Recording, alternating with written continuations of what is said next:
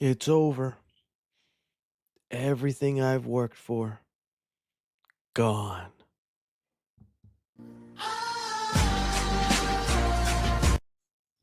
Hello and welcome, my beautiful movie peeps, and thank you for being here on the 3C Friday live stream. Might end up being my final live stream ever, as my cancellation is in full swing. There's no turning back. I must now grift. I've got to. That's the only pivot I can take now when you get canceled. So, Hollywood, woke. L's to Hollywood. Women in movies, don't want any of that. Odyssey, Christopher Nolan, what was up with that, man? I mean, good movie, but that's just it. That's what it's come to now for me as a 3C, 3G. Trying to think of a joke. Give me a second. It didn't come to me. Hello and welcome, guys. It is going to be a fun stream, and all will be addressed if you are in the dark and wondering, Chris got canceled? What happened? Oh, you will find out. We will dissect it clearly, and we will see if there is a PR stunt we can pull to get me out of the wreckage, to try and see if I can salvage what is left of 3C Films. But along with that, we have a lot of movie news, and we might get more movie news because as of right now, San Diego Comic-Con is happening. I think right now they're doing the Spaceballs presentation. Could be something cool dropping any second, or just details letting loose about that movie. But so far, some of the things we are going to talk about is we got a trailer for Ebenezer. We got a new Coyote vs. ACME trailer. It's set to be the final trailer. Resident Evil, a new trailer for that. You idiot. I was supposed to watch that before the stream. Now I'm gonna have to watch it with you and hope I don't get copy striked. Then we talk about 3C Films getting canceled. That loser. I've been waiting for his downfall. Then the Lanterns trailer. I thought this would be an interesting topic to discuss. Is Doctor Doom being marketed wrong? Okay, we'll dive into what I mean by that soon. Predicting what the Marvel Hall H panel will be tomorrow, because it is set to be huge. A lot of announcements, a lot of things happening. So we'll see if we can guess what Kevin Feige, my holy, unbelievable glazer. I got my knee pads in the mail, Mr. Feige. I'll be there. And then, we got Tom Holland saying Jean Grey is not in Spider-Man.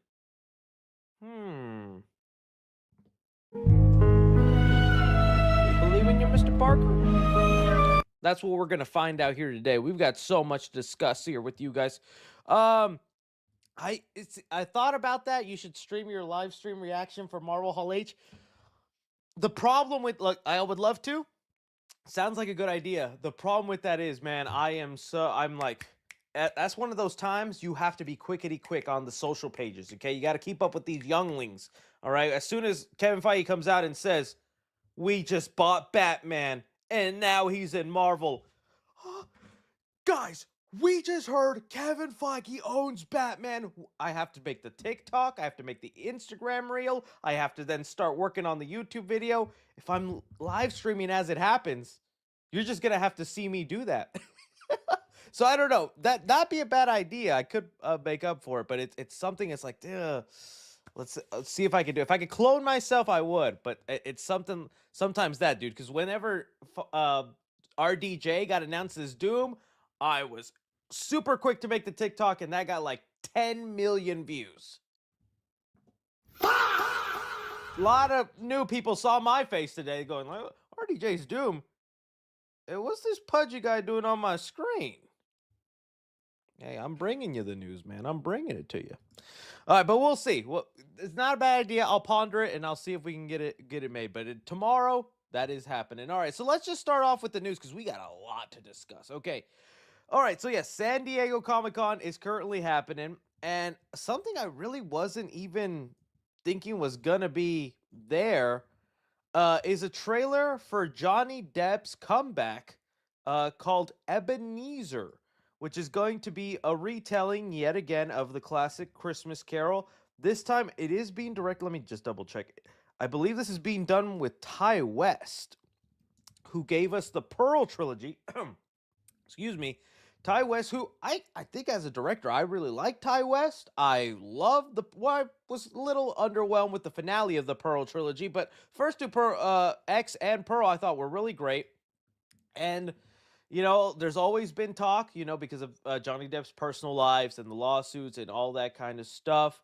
If we're separating the man's personal life and all that, to me, of course, I think Johnny Depp is a good actor. I don't know if the public will accept him back. Well, I guess this is a litmus test for that. And honestly, Disney could be watching this, going, "All right, let's see if people show up and give Johnny a chance," because there's always rumblings that they want Johnny back for the Pirates of the Caribbean. Okay, that's not for me to decide. For me to decide right now is whether I think this is a good trailer or not. And I'll be honest with you, man, I kind of wish it was a different story. I don't know about you, but I am just done with the Christmas Carol adaptations. In the chat right now, drop your favorite Christmas Carol adaptation. Mine's is either got to be the Bill Murray one or the Muppets one. Where are you just sending us? because that little green Muppet they had made me cry as a kid. I was like, there's a crippled Muppet?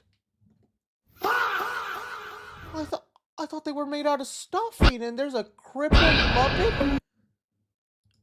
What's the Jim Henson, you cruel man? Why would you do that? Stitch that boy right back up and then put him in there. The Jim Carrey one, I wanted to like the Jim Carrey one. You would think, because I love Jim Carrey. I couldn't get into it as much. It wasn't enough Jim Carrey-isms in it for me. The effects at the time were mind-blowing for people, but yeah, some people were saying the Mickey one, all that stuff. So there's a lot of ones. This feels like another one. Sorry if I just blasted the music in your guys' ears. And look, the positives I will say is I do like the color, the palette of the movie, the color grading. I think it does look nice in that sense. The thing with Ty West, and maybe that'll be the thing to draw me, it feels like a more horror version of A Christmas Carol, which honestly makes more sense, does it not? It's literally ghost haunting you, showing your past, future, and present, right? Like, I think there could be a horror twist. But other than the designs, I'm not getting much more of a horror vibe. If anything, I'm getting kind of a comedy vibe. Like, it's a dark comedy, and Johnny Depp is just Johnny Depping it up with just being able to capture some of those crazy characters he likes to do, like when he was Willy Wonka. Like, this right here feels like if his Willy Wonka got old. Merry Christmas. Merry Christmas. Sorry again for blasting your ears, guys. I gotta be better. Oh, sorry. Forget to turn on this fan. Camera's about to go off, guys.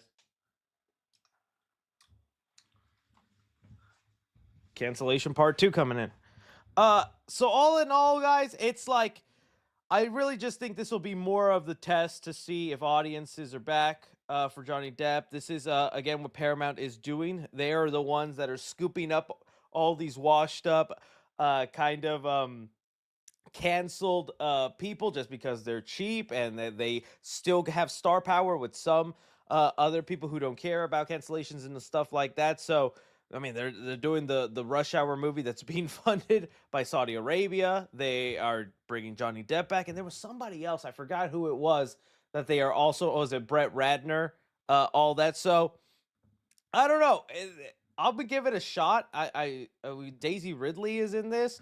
Like I said, I like the look of the movie, and I am intrigued with the more horror-centric aspect, but just the Ebenezer story, I'm just not interested at all. It's not a story that fascinates me. It's one that I think has just been done so over and over. I don't know how much more you can do to make it different, and it's also just such a predictable way the story goes. You know how it ends and how it comes out, but maybe this will be the best one of them all. I really throw it off to you guys. You see, this is Johnny Depp's comeback. Oh, actually, there was something kind of funny that happened that I had to bring up.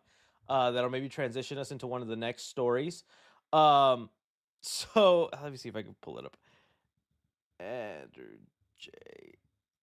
This is one of the people who works for Discussing Films. They're currently right now at San Diego Comic-Con, and they're covering stuff there. And they had something pretty crazy they had to share with what happened during a panel at San Diego Comic-Con that sounds just a little bit awkward. Let me see if I can find the exact tweet. Oh, geez, maybe I passed it. But basically what happened, there was a panel of actors on actors where they were let's come on man. I probably saved it on my other account.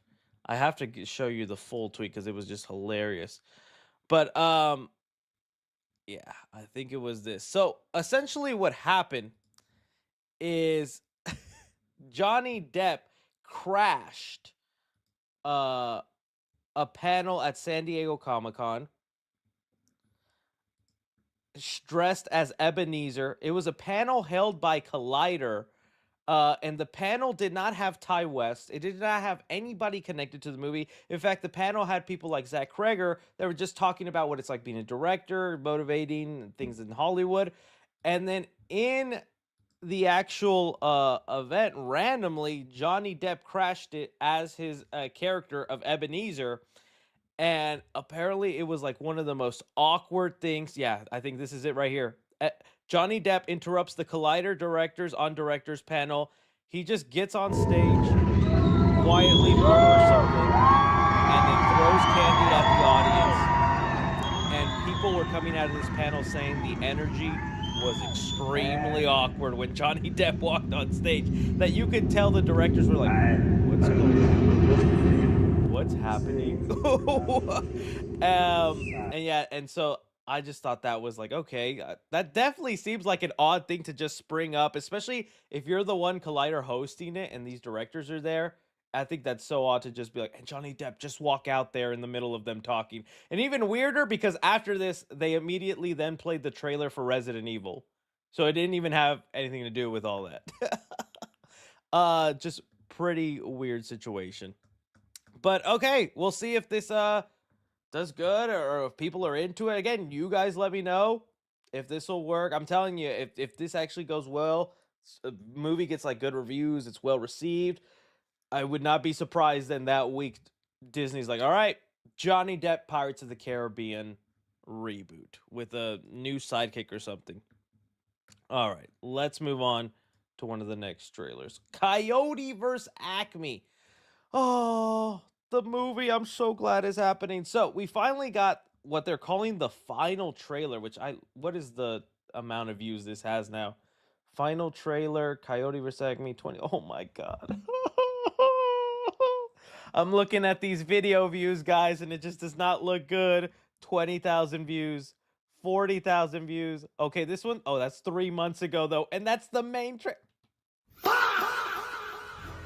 I really don't want to believe it, man. It's unfortunately, I think, going to happen. The movie's probably not going to be the biggest money maker. Okay, this one got 1 million. This one got over 1 million. That's good. 9 million. There we go. That's what Papa's looking for. But again, that's a 3-month-old trailer. We got the new trailer for Coyote vs. Acme. It's supposed to be the final trailer. And I think it looks awesome. I think it looks great. I don't think Ketchup Entertainment copy strikes. They're such a small studio, but hey, we'll see, right? I'm gonna risk it here for you, Ketchup Entertainment. I think all of this just looks so great. The movie looks like a lot of fun, very charming, and it's giving me those back in action vibes. I love this angle they're playing into with Wiley being, the underdog, and he's gonna sue Acme, and Will Forte is his lawyer. I think all of this looks so good, and it doesn't feel like a cheap movie. That's one thing I was kind of worried about. It's like, oh, maybe it just didn't feel big enough to go to theaters, and they just didn't think it would perform well on streaming. So no, there's a lot of things going on in this trailer that I'm like, oh, the movie's kind of bigger in scope than I thought. There's like that train scene that just happened. There's about to be like a railroad, a big like semi truck that like plows over. They got John Cena in there. Like, I think there is enough in here that makes it feel kind of like a movie you'd be worthy enough to go to theaters. Again, the humor is all on point for me. I'm liking all the jokes that they're throwing out. There's a lot of looniness going on, as you would probably expect. They did show off cameos to other Looney Tune characters. Like here we had Porky Pig, we had the grandma, Froghorn Leghorn. Who is that? Who is that? There's some super powered. Oh my gosh, there's a hybrid. That looks interesting. Look at this. This guy is half toon, half human. Whoa, that looks interesting. I did not catch that the first time I saw the trailer. If anybody knows who that is, please let me know. That's cool. I wonder if maybe it's like some sort of thing where if you put on cartoon gloves, well, then you have the cartoon powers going on. Like that's kind of cool. Looks probably like a secret agent work, or it's just probably whatchamacallit. It could be Acme tech that actually works. But I like that. See, like that feels big in scope. That feels like okay, it's not a small movie. There's actually things going on, and to see all this, I was like, oh, that's kind of shocked me. I like seeing that though. Big explosion. Let's get on to like here the Bugs Bunny thing. He has a little cameo in there showing up in the movie. Bunch of other characters with Daffy Duck. So look, in my mind, I know this is gonna be a good movie. I have full faith this is gonna be an enjoyable film, but it's still gonna be that uphill battle about it making enough money because Ketchup Entertainment, they don't have all the funds to be able to like make as much. Maybe there'll be a bigger push come August and there'll be a lot of like guerrilla marketing, just like very basic viral stuff. I think coming closer to the movie, I'm definitely going to start on my own, just shilling out as much as I can, trying to get the word out on my social pages, uh, seeing what I can do for my end, because I would really like I think it'd just be such a great moment if we could at least get a decent weekend, box office weekend with this movie and show Warner Brothers this was worth putting out. This was worth people checking out. Um and so I'm hoping that that'll be the case, but I don't know. Hopefully worst case scenario is a $10 million opening, which would already be kind of but I think like on the higher end, I think what people would hope for is like a 30 million would be like a really nice beginning to keep things going and have it there. But this was good. I'm trying to see. I don't even know if it'll make 100 mil. See, like that's so sad. That it is very sad to hear. And it'll only be an excuse uh to be like, yep, so that's why no more Looney Tunes. Wiping our hands clean. Public don't want it. I think under the right marketing and all that, this movie could have done decently. I just think right now it's kind of going under the radar, and it's really only us movie fans who pay attention to things where the movie's doing good. So we'll see, guys. It come August when I start making TikToks or videos, please share them around. Do something on your own. Let people know about this movie. We must save Coyote. It's also such a nice, ironic underdog story because the whole point of the movie is Wile E. Coyote as an underdog fighting this giant corporation, trying to earn his respect, or that he was mistreated by this company, and they just want to shove it under the rug and make it go away. And this that's like pretty similar to what Warner Brothers is doing with this movie. We can't let them fail, please, guys. But we'll see, right? So I saw even James Gunn retweeted because James Gunn is a producer on it, so that's awesome. Yeah, he's right there. It's Jimmy Gunn under there. So hopefully things go good. Oh, looks like he also helped with the story. Screen story is by James Gunn too. And Jeremy Slater. Isn't that Moon Knight guy? I believe that's Moon Knight guy. Cool. It's still I hope good. It's just nice to see you again, Bugs. It's very nice to see you.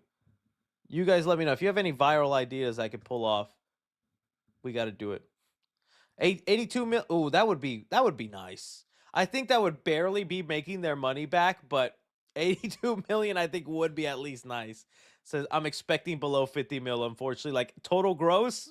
I hope not, man. I hope not. I hope not.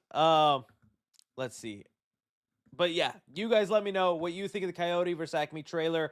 One, you think the movie is going to be good, and honest, realistic predictions about people going to see it that weekend. When does it come out again? August 28th. What comes out that weekend? I need to see its competition. Movies releasing August 28th. Okay, we got Coyote versus Acme, Insidious further, and the 25th anniversary of Terminator 2. Okay, like that's not that bad. I think we could do enough if we make enough noise collectively as a group. I think we could beat Insidious, especially because the last Insidious movie was not well liked by most people, was a bit of a disappointment that already sours the feelings going into the next Insidious. Terminator 2, I think will do decently, but it is a re-release, but that's still one of the biggest action movies of all time. So we'll see, right? Okay. Coyote or ACME has a chance. It has a chance. You guys let me know. All right, let's move on to Resident Evil. Okay. We got a new Resident Evil trailer. This one I will have to skip around because I know Sony does copyrights. But, okay, a lot to talk about because there's always with Resident Evil, it's the controversies, it's the angry fans, it's whether Zack Cregger's going to pull it off or what's going on. As you guys know, Resident Evil was unfortunately never one of those video games that I got too into. I'd love to go back and actually play the games. In fact, I have it here. My, whatchamacallit, my stepbrother, he actually gifted me the latest Resident Evil game, and I do actually want to play it, but I want to people say I could play it without knowing any of the other games, but I actually do want to go back and play some of the old ones. So I'm not someone that's like it has to be like the games. I'm not even someone that attached to the previous franchise. I just want to see a cool zombie movie, honestly, right? And so Zack Cregger had an idea for one. He got it here. This trailer, I'm telling you, I think I'm gonna love this movie, or at least I'm gonna super enjoy it. One of the reasons, I think it's the casting. I really like. Let me get his name right here.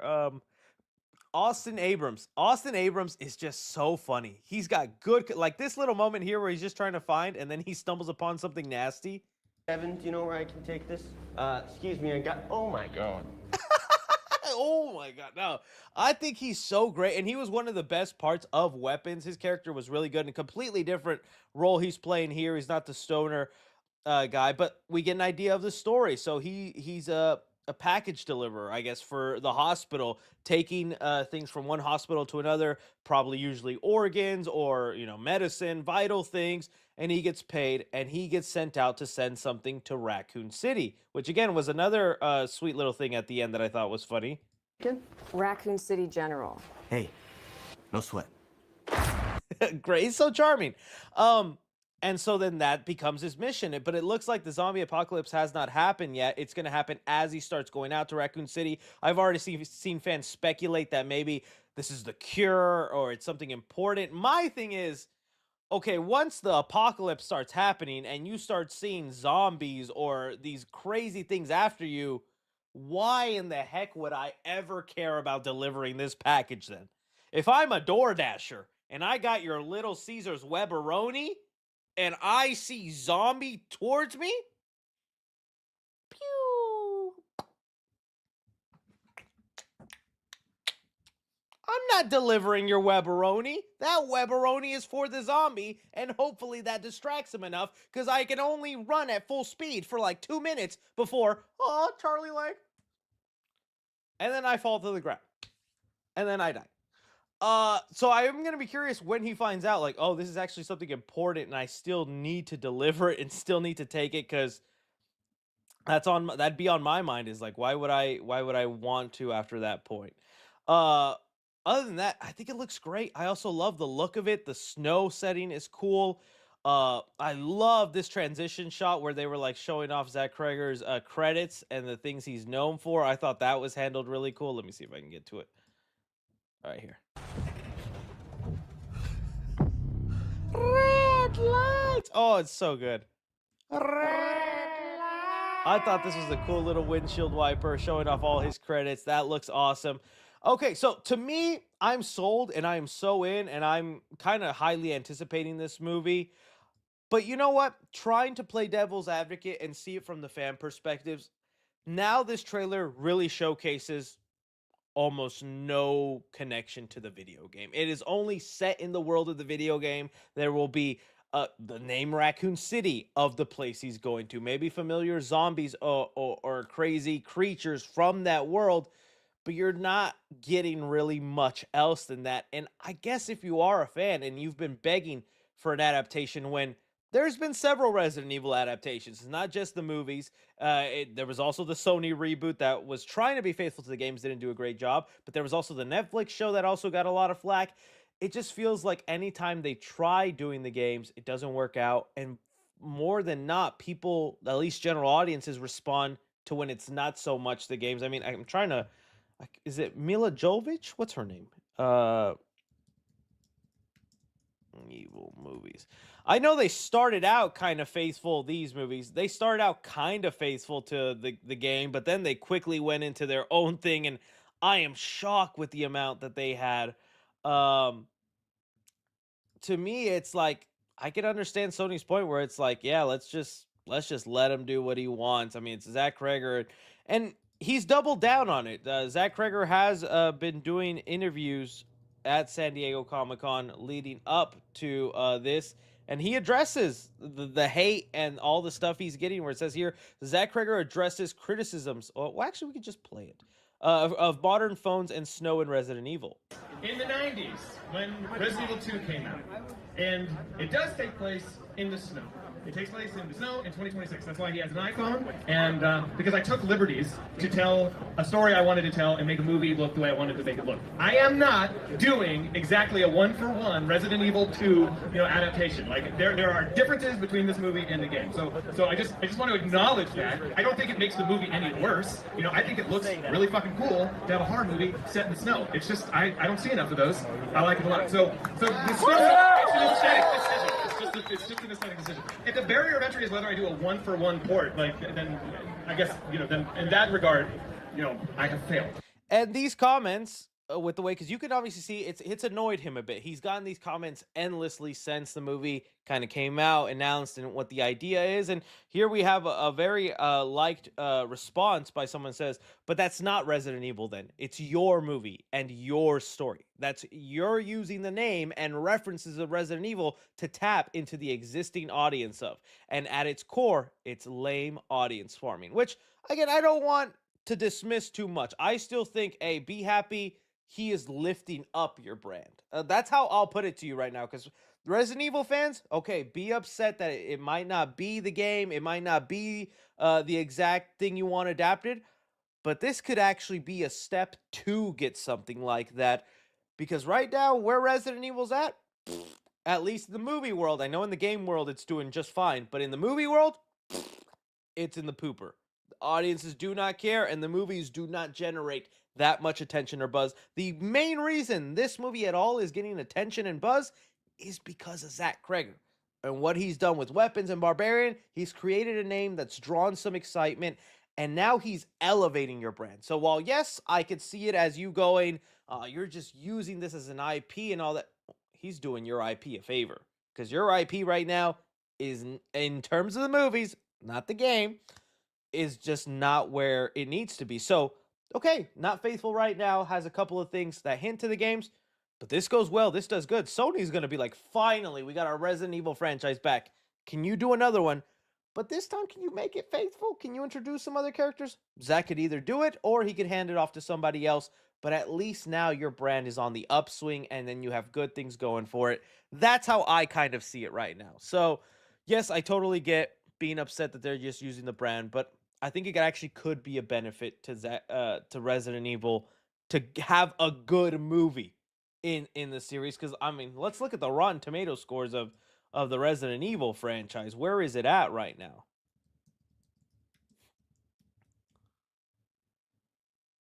All right, okay, first movie 36, the Sony reboot 30.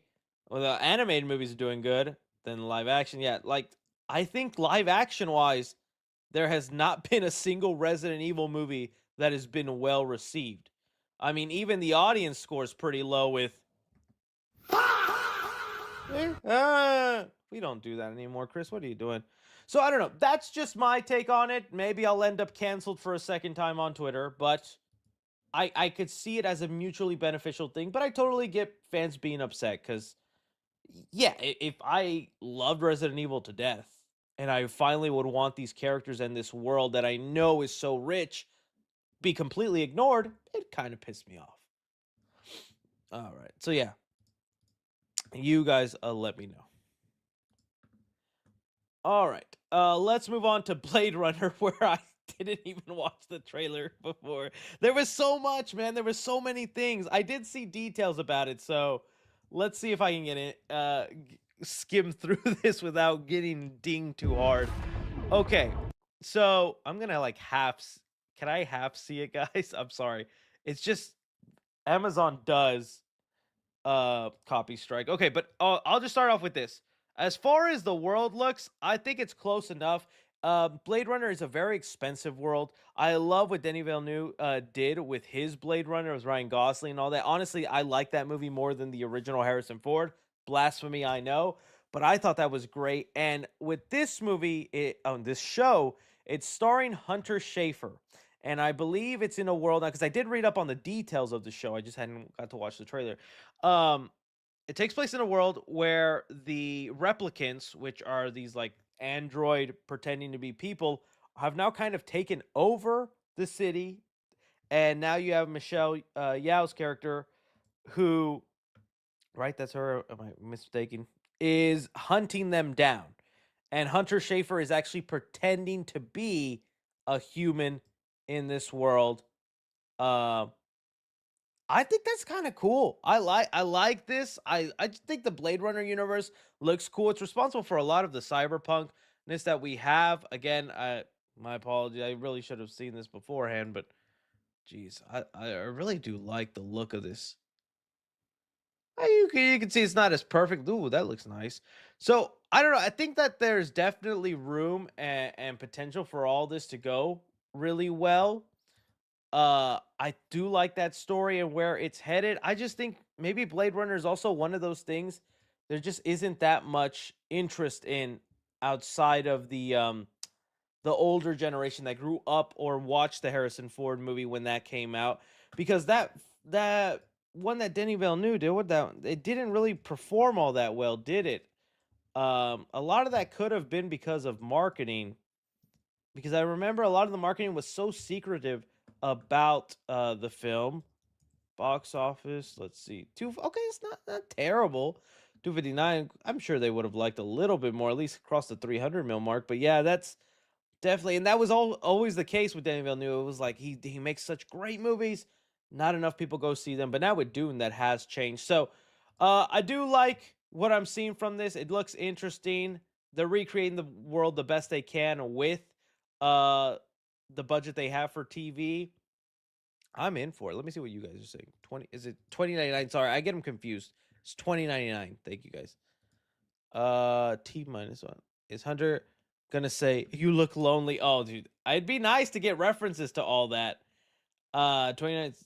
It'd be nice to get references to all that. So it's also cool that it's set in the future. That's the other thing I do like about it. Because when you watch these TV shows, they always like to do the prequel or the in-between cool. Like, finally, this is something actually moving the universe forward, adding more to the story, not relying on things from the past. That's a big bonus for me. Because I think even the Alien franchise with their Alien show did that, right? Where it's like a prequel, but also set in between things. It's like, why can't we just move forward? There's so much you could do. So in a world where the replicants have kind of taken over and they're hunting them down, I think it's kind of fun. I think it's kind of cool. Yeah. Yeah. All right. You guys let me know what you think of that Blade Runner show. All right. It's time. It's begun. It's time to address my cancellation. Oh, I probably have the most view. I did such a good job clickbaiting for this. Although it's not truly clickbait, if you want to call it canceled, but it's the first time it's happened to so many creators out there. But it's the first time I go viral for a hot take. I see it all the time with I've seen it with John Campia, Jeremy Johns, Chris Stubbing. All the big creators out there have had a moment where they say something maybe ridiculous, maybe truthful. They blab it online, they clip it, post it on Twitter, and it just becomes the subject of the day. It finally happened to your boy. So let's address it, let's look into it, and let's tap into whether it was warranted or not. All right. So I actually have a lot of bookmark things for this. So let me start from the very beginning. So it kind of all started with this tweet here. And this, do not go hating on these people and whatnot. They're entitled to their opinion and they're allowed to disagree with me. But it was funny the stir up it caused. So if you want to watch the exact clip that caused it, it's 46 seconds. I'll speed it up. But this was the exact thing that caused my cancellation. All right, let me speed it up for a bit. I love Kevin Feige. This is one of the reasons I love Kevin. Okay, maybe a little too fast. I forget how fast I talk and how that already doesn't work for me. Kevin Feige.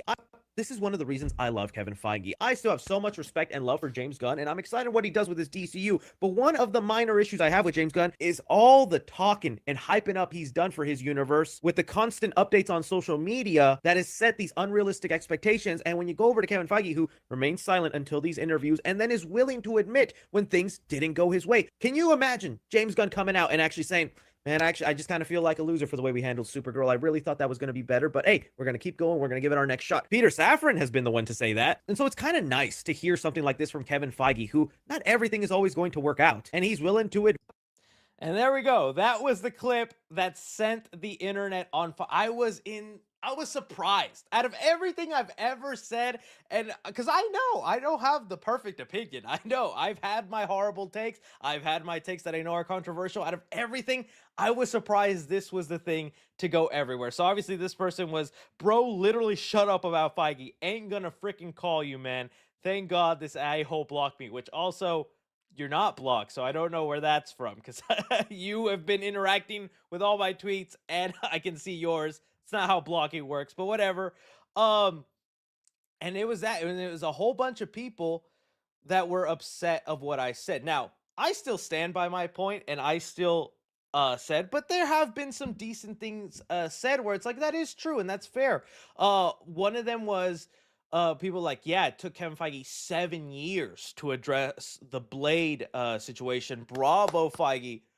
Okay, not entirely. He didn't announce Blade 7 years ago and then never do anything, and then now is saying, yeah, I feel like a loser and failure. No, Feige for years was this director, this writer, this release date, that release date, this time. Like, it only just now finally, like, fully dead in the water this year, where the release date has disappeared, and you now hear it from the composers, the costume departments. Because remember, the costumes used in Sinners, those costumes were supposed to be for the Blade movie, but Ryan Coogler got to use them for Sinners. So it's not like Feige just stopped doing it. It's like he didn't have a reason to apologize because he was constantly working on it. But now that the movie is fully dead, he's like, yeah, it sucks, and I feel like a loser and a failure. And again, I just think those are big words to say about yourself in that kind of position, where I don't see James Gunn saying that, like, oh, I feel like a loser. I feel it. Not that he needs to, though. And that's what another great point people brought up. It's like,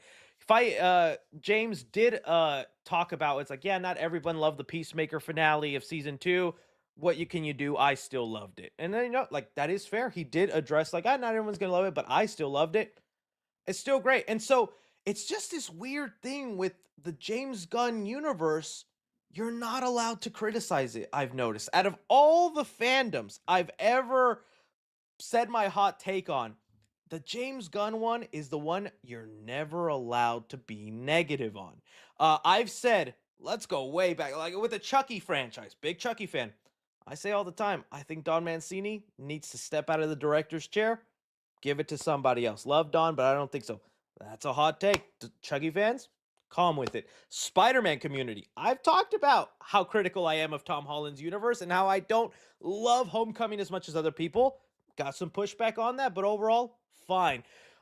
Star Wars, possibly the most toxic. I am openly a Last Jedi lover. It is probably my favorite Star Wars movie. That's probably the most hate I've ever gotten, but it never got me viral buzz. I say I respect and like James Gunn, and I'm looking forward to his universe, but I just wish he didn't overly talk too much on social media, to where the point when he goes silent, it's even louder, because it's like, hey, things aren't going good right now. Why aren't you saying nothing? And that's caused so much hate. I noticed it back when I reviewed Superman, because again, you can see I #1 champion of Superman. I got hate video. There are hate videos on YouTube of me in the Superman costume. It's pretty funny. There's one guy disgusted. That time I dressed in the Superman costume and got on the table, there's a YouTube video of a guy disgusted I did that. Like, it was pretty funny. But when I watched it and I said, I really liked it, I think it's good, but I do think it's one of James Gunn's weakest scripts. I do think he's made better comic book movies than this. Oh, you're dead to me, Chris. How could you say that about What it's just it's the only weird thing I have noticed about the James Gunn. I'm still a James Gunn fan, and I am one of the ones champion his DC. We're about to talk about Lanterns, and I've been hyping that show since day one, and I got the receipts for that. But anytime now I say one slightly negative thing or one concern I have about that universe, it's like those people are extremely sensitive to that criticism, and I don't get it because every fandom should be allowed to be criticized. Everything that we like, and Marvel isn't clear from it too. I talk about it all the time when Kevin Feige announces a new Disney Plus show. Oh, I'm off my knees and all right, Feige, I gotta go. I'm done because I don't like the Disney Plus content and I wish it would go away. The countless post-credit scenes in Marvel that are going nowhere and are never going to be addressed come Secret Wars reboot. I talked about that in this same video, but it's always one-sided. So all I'm saying is it was just pretty funny to see me become the talk of the day for something that I felt was just such a mild take that I'm like, probably have said way worse. But also, huge thank you to all of you who like defend me and are so loyal to me. Like that's one thing I was not expecting. Like I had so many people here. I saved some of my favorite ones where it's like 3C Films spitting facts. So we do not accept 3C hate in this house. You're an asshole if you hate 3C. It's his opinion and he respects others. Finally, this one was just nice because he complimented my set. He's like, finally, a big creator actually speaking truth. Side note, dude's setup is clean AF. Well, thank you. I take pride in my set.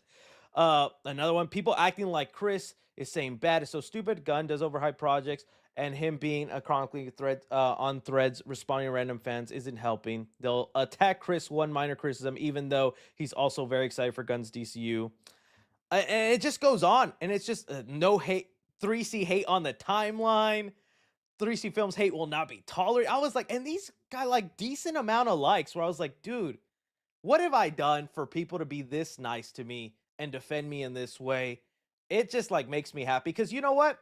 Yes, a tweet like this and people getting mad at me, it does get to me. Why would it not? I'm human. I put myself out there, and so to become the talk of the town and for people to go around and say this guy's an idiot, oh he's so fat, or oh he's a shill, or he's this or he's that, like it's hard not to have those things affect you and like make you go like, damn, dude, it's a part of the job I hate, but it is part of the job. And overall, I'm very proud of the fan base I have. I'm very proud of the guys, you guys who watch. And it was just nice to like see like, dude, there's actual people who like have my back. And I know if I ever do something actually stupid and dumb, maybe there'll still be 10 of you guys who have my back. But then for now, something like this, it was just super nice to see. And it was just awesome. But see something like this right here. Disagree, bro, but love your content. I don't agree 100% with every creator I follow. Exactly. You guys know I'm recently on the John Campea show. Oh my, I love the Campea. So many times Campea says something where I'm just like, dude, I cannot agree with you. Anytime he talks about horror movies, he dismisses them so badly. When he was talking about Coyote versus ACME, I was on this show, and I booed him when he said he doesn't think that he thinks that Warner Brothers made the right choice by shelving the movie. I was like, boo, like. But at the end of the day, it's your opinion, it's your thought, and I think we should be okay with having discussions and not just flat out canceled, done, out of my life. Oh, it was just a funny last couple days. And again, it wasn't just Twitter. Like this made it to TikTok, Reddit forums, all this stuff. I was like, Jesus, man, like what is going on? So it was just funny to see, guys, and I just wanted to bring it up because it was just hilarious. Because now on Twitter, I'm marked as the DC hater. Anytime now I bring up DC, I'm automatically now looked at as the DC hater, and I'm like, what? I have been hyped for a lot of DC things, but I'm gonna be honest when things I don't like or things I think could be done better. But at the end of the day, again, insane amount of respect for James Gunn. And if this is how I get, where it bothers me a little bit, I cannot imagine James Gunn laying at night in silence with all the things said online about his movies, his direction, his projects. That pressure must be unbelievable, and I wouldn't wish that on my own enemy. I'm still excited for his Man of Tomorrow. It's my most hyped DCU movie. Other than that, it's the Batman Part 2. But I just wanted to address it because I thought it was funny, and I just thought it was an interesting moment. It's like I finally had my Twitter moment where my video was just everywhere. But yeah, guys, you let me know what has been the worst in this clips for the clips channel. What has been the thing I have said that you were like, okay, ridiculous, Chris? I don't agree with that, but I'm still gonna watch it because you got a funny face and I like to laugh. I'd like to know. I'd like to know my hot takes. So yeah, that's what happened. That's my cancellation. Everything is over from now. All right, let's move on and continue with the DC hate with this Lanterns trailer. All right, moving on now to the Lanterns trailer. We finally got a really fleshed out Lantern trailer. And here's my thoughts when it came out. Incredible trailer. Show looks like the Green Lantern project I have been waiting for, and I stand by that. This was an awesome trailer, and you are seeing a lot of switching up on the internet for this show, because this show has been heavily criticized from the beginning because of the way it looks so grounded, and the Green Lanterns are supposed to be space cops, and it's like, where's all the space stuff? Where's the construct? Where's the green? Some of the stuff I agree with, like I would like to see a little bit more green. Not a huge fan of the Hal Jordan suit. That might change, but those have really only been my two complaints. Everything else I have loved, and I have the proof, because now, since I'm the resident DC hater, you're finally not being negative towards DC. I have my receipts. February of last year, when we got the first look photo, I said, sad to see the amount of hate this show is getting. As someone who has been begging for more Green Lantern content, everything so far has me excited. Hot take, but I love the small town murder mystery plot. Let's build to space, aliens, and intergalactic threats. And even though that's still, like, I'm still happy if it was a small town murder trailer, this trailer, it's not going to be no small town murder. Looks like there's big intergalactic things. And now it's becoming more clear why they marketed the show the way they did. That is kind of backfiring with the fans.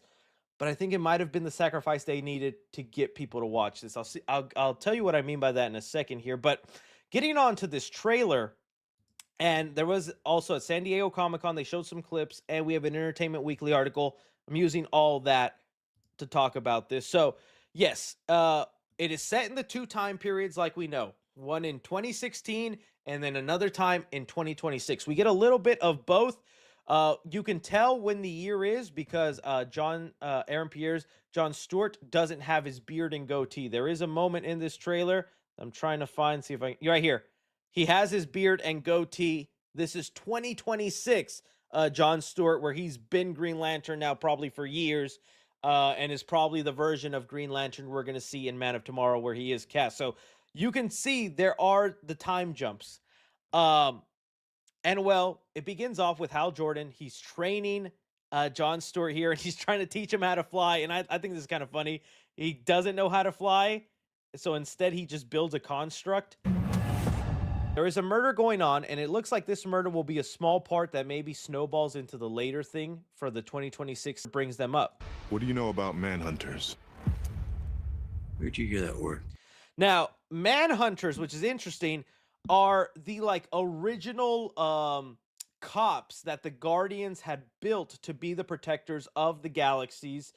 Instead of the Green Lantern Corps, they'd made the manhunters at first, and they were like these robots. Let me pull them up. There were these sentient robots, which probably in today's age will be explained through AI and things like that. And they were tasked with protecting the cosmos, basically doing the Green Lantern's job until, like with all AI and plots, they realized, oh, people or living things are the cause of destruction and bad things. So let's just kill every living thing. And they became one of the worst failed projects by the Guardians. And then they moved on to the Green Lanterns. I think then that's what they're painting the picture of. I don't want to go too far with my predictions here, but it's looking like low-key the Guardians might actually be the villains of this story. And I have a couple of theories on why. So, again, the Guardians are the ones who create the Green Lantern rings, and they're the ones in charge, and they're the ones also that are wanting John Stewart to be trained because they basically want to replace Hal Jordan. And we kind of have an understanding why.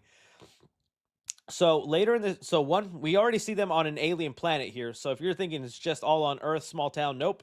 Alien planet. They're investigating, probably where the Manhunters just killed a whole race of people. Um, what and Guy Gardner appearance? We found out through the article Guy Gardner was a gym teacher, just like in the comics, before he was a Green Lantern. Pretty cool to see him in there. It's gonna be funny to see him be serious. But right here, look at what he's telling Hal. Down. I think the Guardians are wanting to train John Stewart to be Hal's replacement, not in case something happens to Hal, but because the Guardians want to get rid of Hal.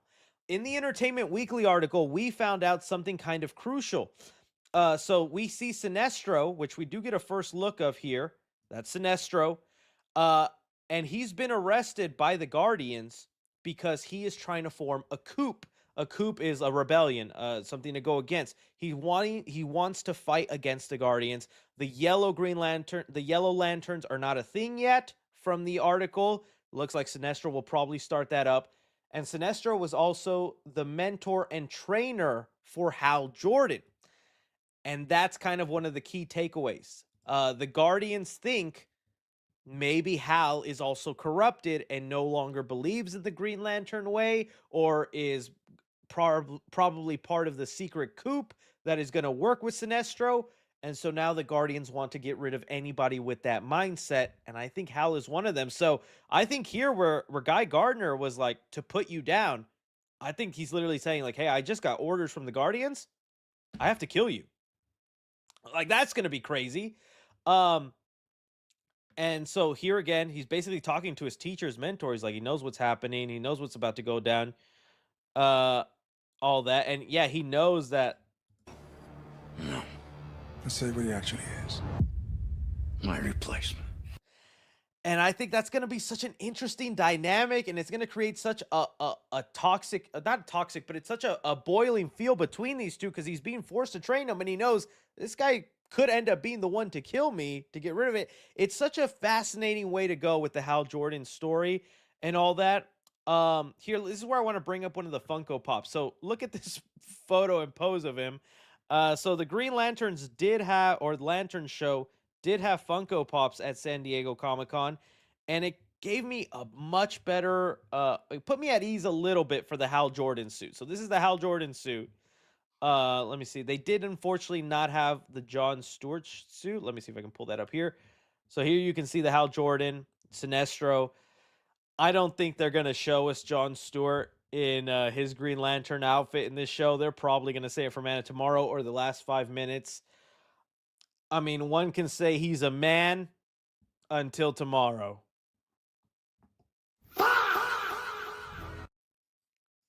I stole that from someone on Twitter. But isn't that hilarious? Guess he's just a man until tomorrow. That made me laugh so hard. I love that so much.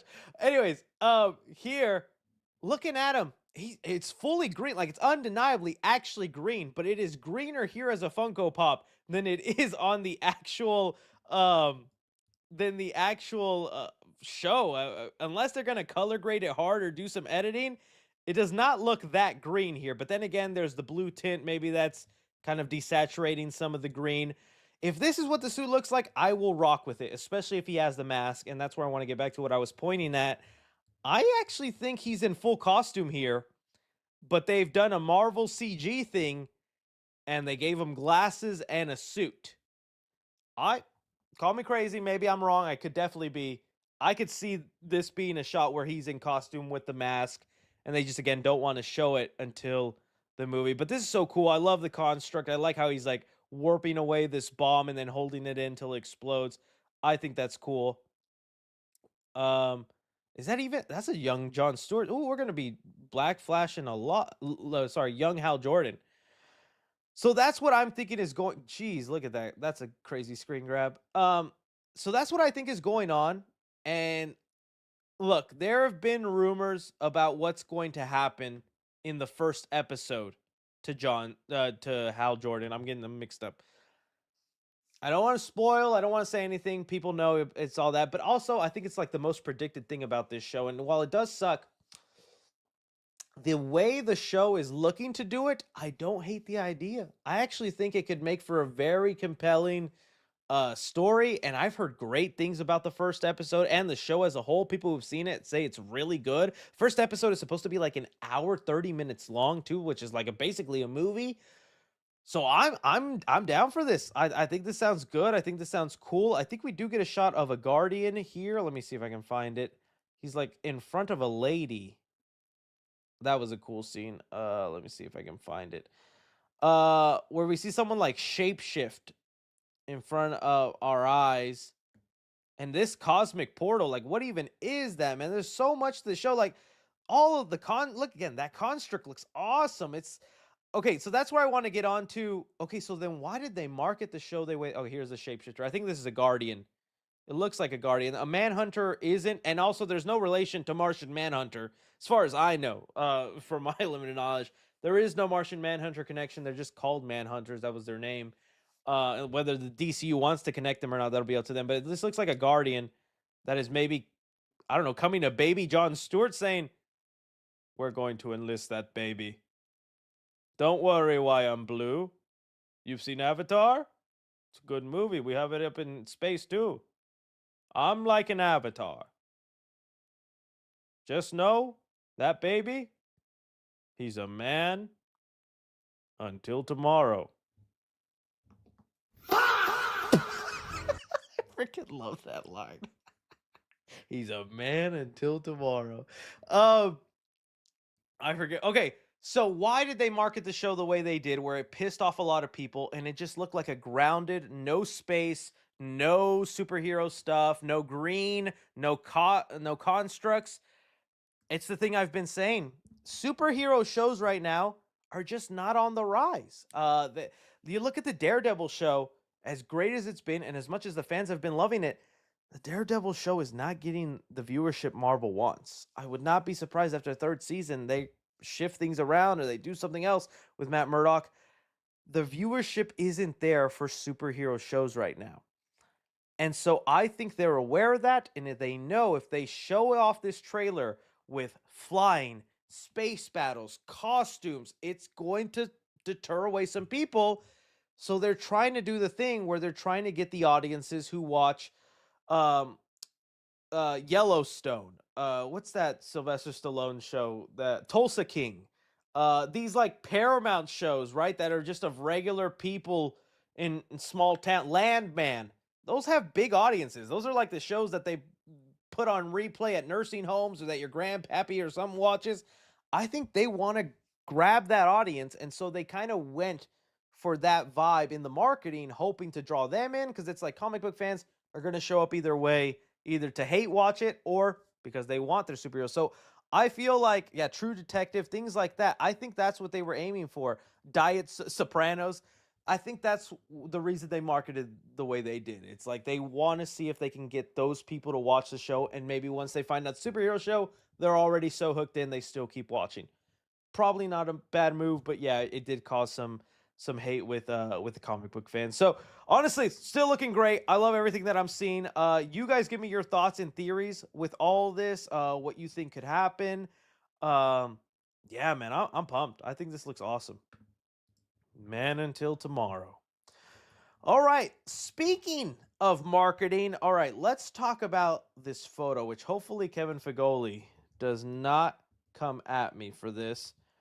There is a photo that has been going around online. I can actually pull it up here. That reinforces something I kind of forgot about Doomsday. Let's see. That I'm like, I do wonder how that's going to play out, and especially now having seen the marketing of the movie, how are audiences going to take it? So I don't think this is a giant spoiler, because it'll literally be kind of one of the first things you see in the movie, and it'll play out. But they're doing a reverse.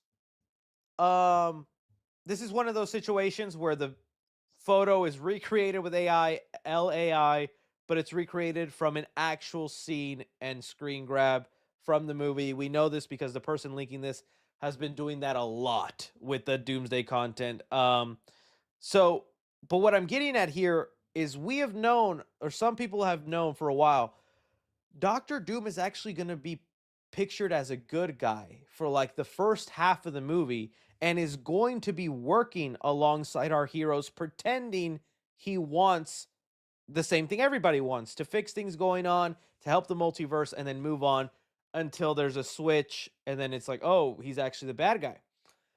I am very curious how that's going to go now, because if you watch the Doomsday trailer, they're not really painting that, which I guess maybe isn't the way you want it to be painted, but it's going to be interesting because he's very clearly the bad guy. He's very clearly, his name is Doctor Doom. And it's like, I'm curious how he convinces, like, that's the other part that's getting to me.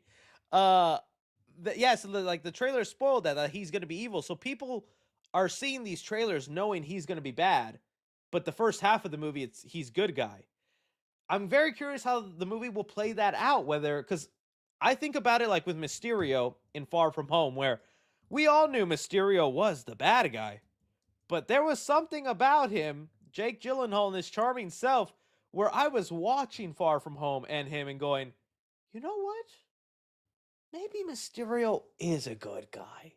Maybe he will do good with, oh, he's evil. He's evil.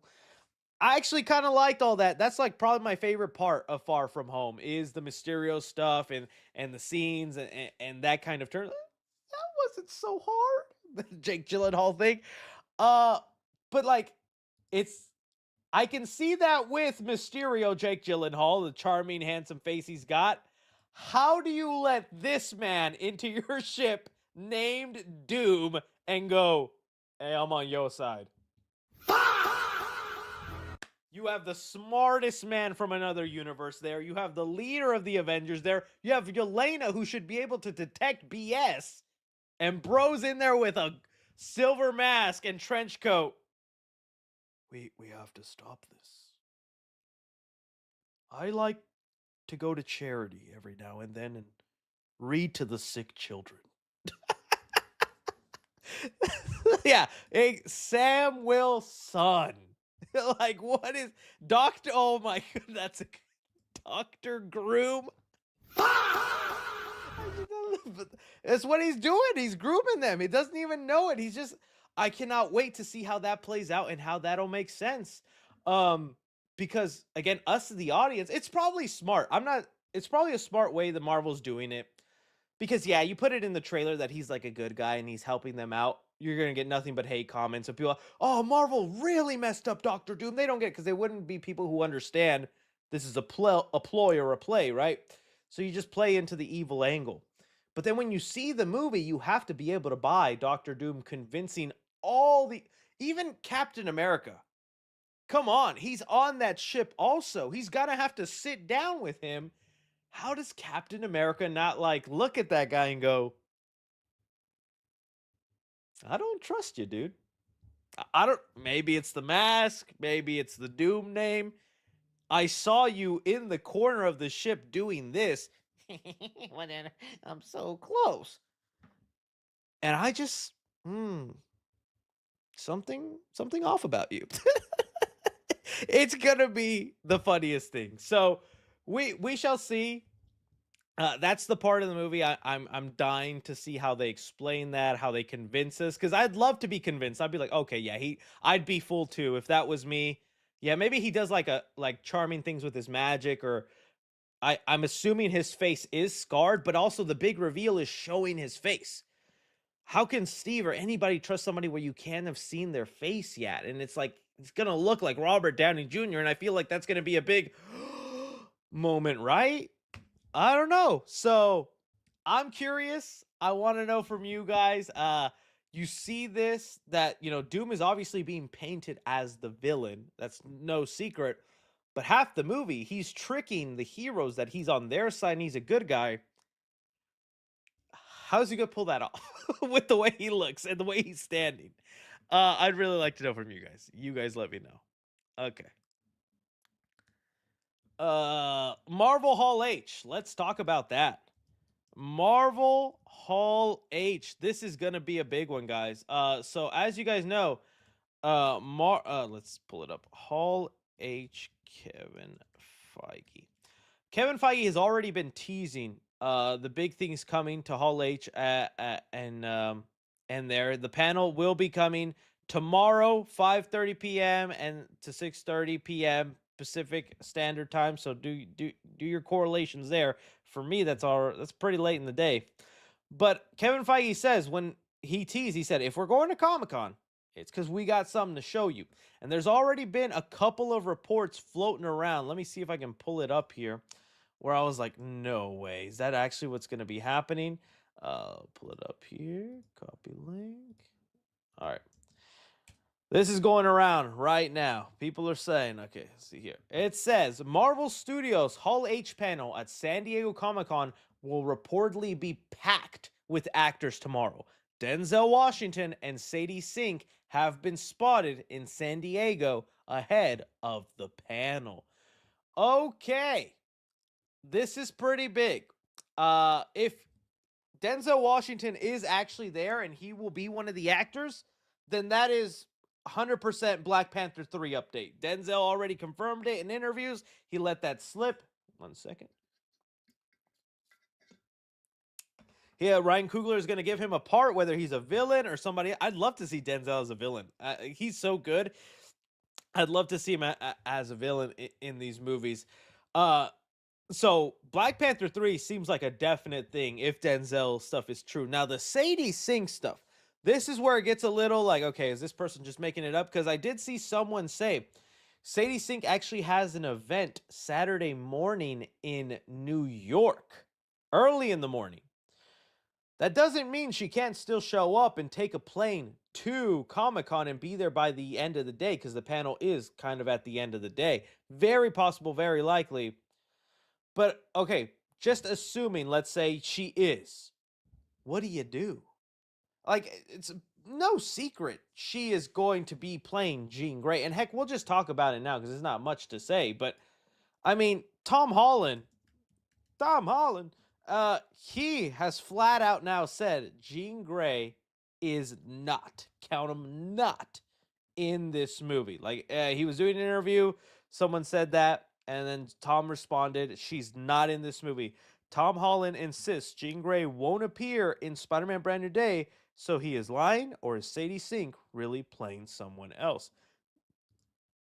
It's hard to tell. At this point, I'm still 90% sure she is Jean Grey, and I mean, this wouldn't be the first time, especially in a Spider-Man movie, the actors have to lie about what or who is in it, right? But if you're bringing out Sadie Sink at Hall H, what are you doing if not revealing her character? And if you do that, does that then ruin Spider-Man? But like, I say that with all like, I already know she's Jean Grey. Like, I don't know 100%, but like in my mind, I'm like, pretty much she's Jean Grey. I can't really be mad if Kevin Feige comes out, holds her and says, Jean Grey, guys. Oh, you spoiled it. Kevin Feige, why would you know? When it's like, we kind of all know. Unless it's literally she comes out and goes, and Sadie Sink is going to have a role in the X-Men movie. Who? Maybe watch Spider-Man and find out. I think that would give it away also. That would easily give it away. But it's like, how do you have her in there without actually also revealing she's part of the movie? So I don't know how to feel about that because, one, I feel like, again, we all know it. So it's like not even a huge spoiler for us. But then again, it does ruin the mystery because I am at least going with like a 10% doubtability into Spider-Man Brand New Day that she could be somebody else. She could be a multiverse character. I'd still love it if she was alternate universe Mayday Parker or something like that. There's still that chance, even though it wouldn't make sense at this point, but why not? All right. Aside from that, though, I feel like X-Men casting has to be a thing too. The X-Men movie that they have, X-Men MCU start filming. The X-Men movie is set to start filming spring of 2027. That's what we're hearing, spring 2027. It's not that far away, guys. I mean, we're already halfway through this year.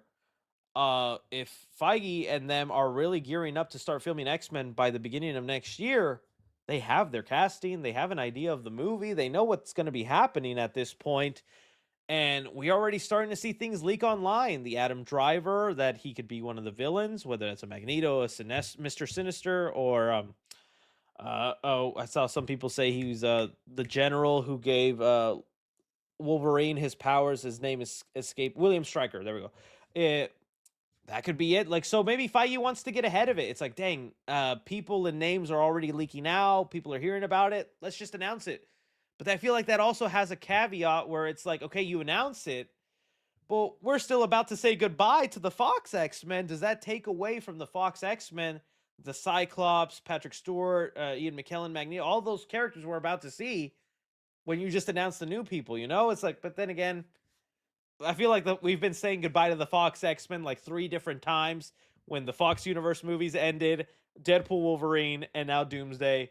It feels redundant maybe at this point. I mean, we've seen Patrick Stewart die as Professor X like 5 times. It's like how many, and he looks like he's gonna die again in that Doomsday trailer when he's like watching the incursion. He's like, so I feel like it'd be fine. At least announce like a couple. I think if you just announce like your Professor X and your Magneto, that could go a long way. Just like the big guns, you don't have to do everybody. You know, we've heard a lot about Ryan Reynolds for like so long now. Ryan Reynolds has been like hyping up. There's a new Deadpool project. He just recently said it like not even a week ago that there is. Yeah, see, Ryan Reynolds confirms new Deadpool movie in the works. It's like, all right, then Feige, tell us what this project is. Whether it is, you know, him joining into the X-Men movie, which I think would be cool, or X-Force movie or some sort of film like that. I am curious about the secret projects. There's got to be like 1 or 2 secret projects that they gotta talk about. I'm thinking, if it's gonna be Disney Plus content, I'd rather it be a special presentation just to be a one and done. Because there is room in between Doomsday and Secret Wars for something like that. Vision Quest will definitely be talked about, and I'm actually hearing great things about Vision Quest. Some people are saying Ghost Rider and Nova. Nova has been in the news recently. Maybe that is the secret project. Maybe that is the things to kick things off. You know, and you're right. As far as Shang-Chi 2, I said this on the Campy show, and I just think it's the only way it's going to happen now is Destin Daniel Cretton, who is very busy after Spider-Man, is moving on to Naruto, and is probably then going to jump right back into another Spider-Man movie after Naruto. Who knows?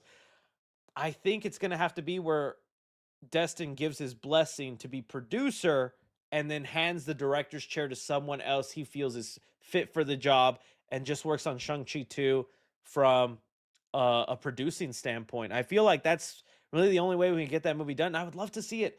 Back when there was all those leaks, remember there was huge leaks. This was like years ago. It was the first time I got an email from Marvel where this is the only time. It's not when I've given a bad review, which I have to movies before in the MCU, like Thor: Love and Thunder or things like that. This was the only time I've gotten an email from Marvel where they were like, take that down or we will have to remove you from press lists.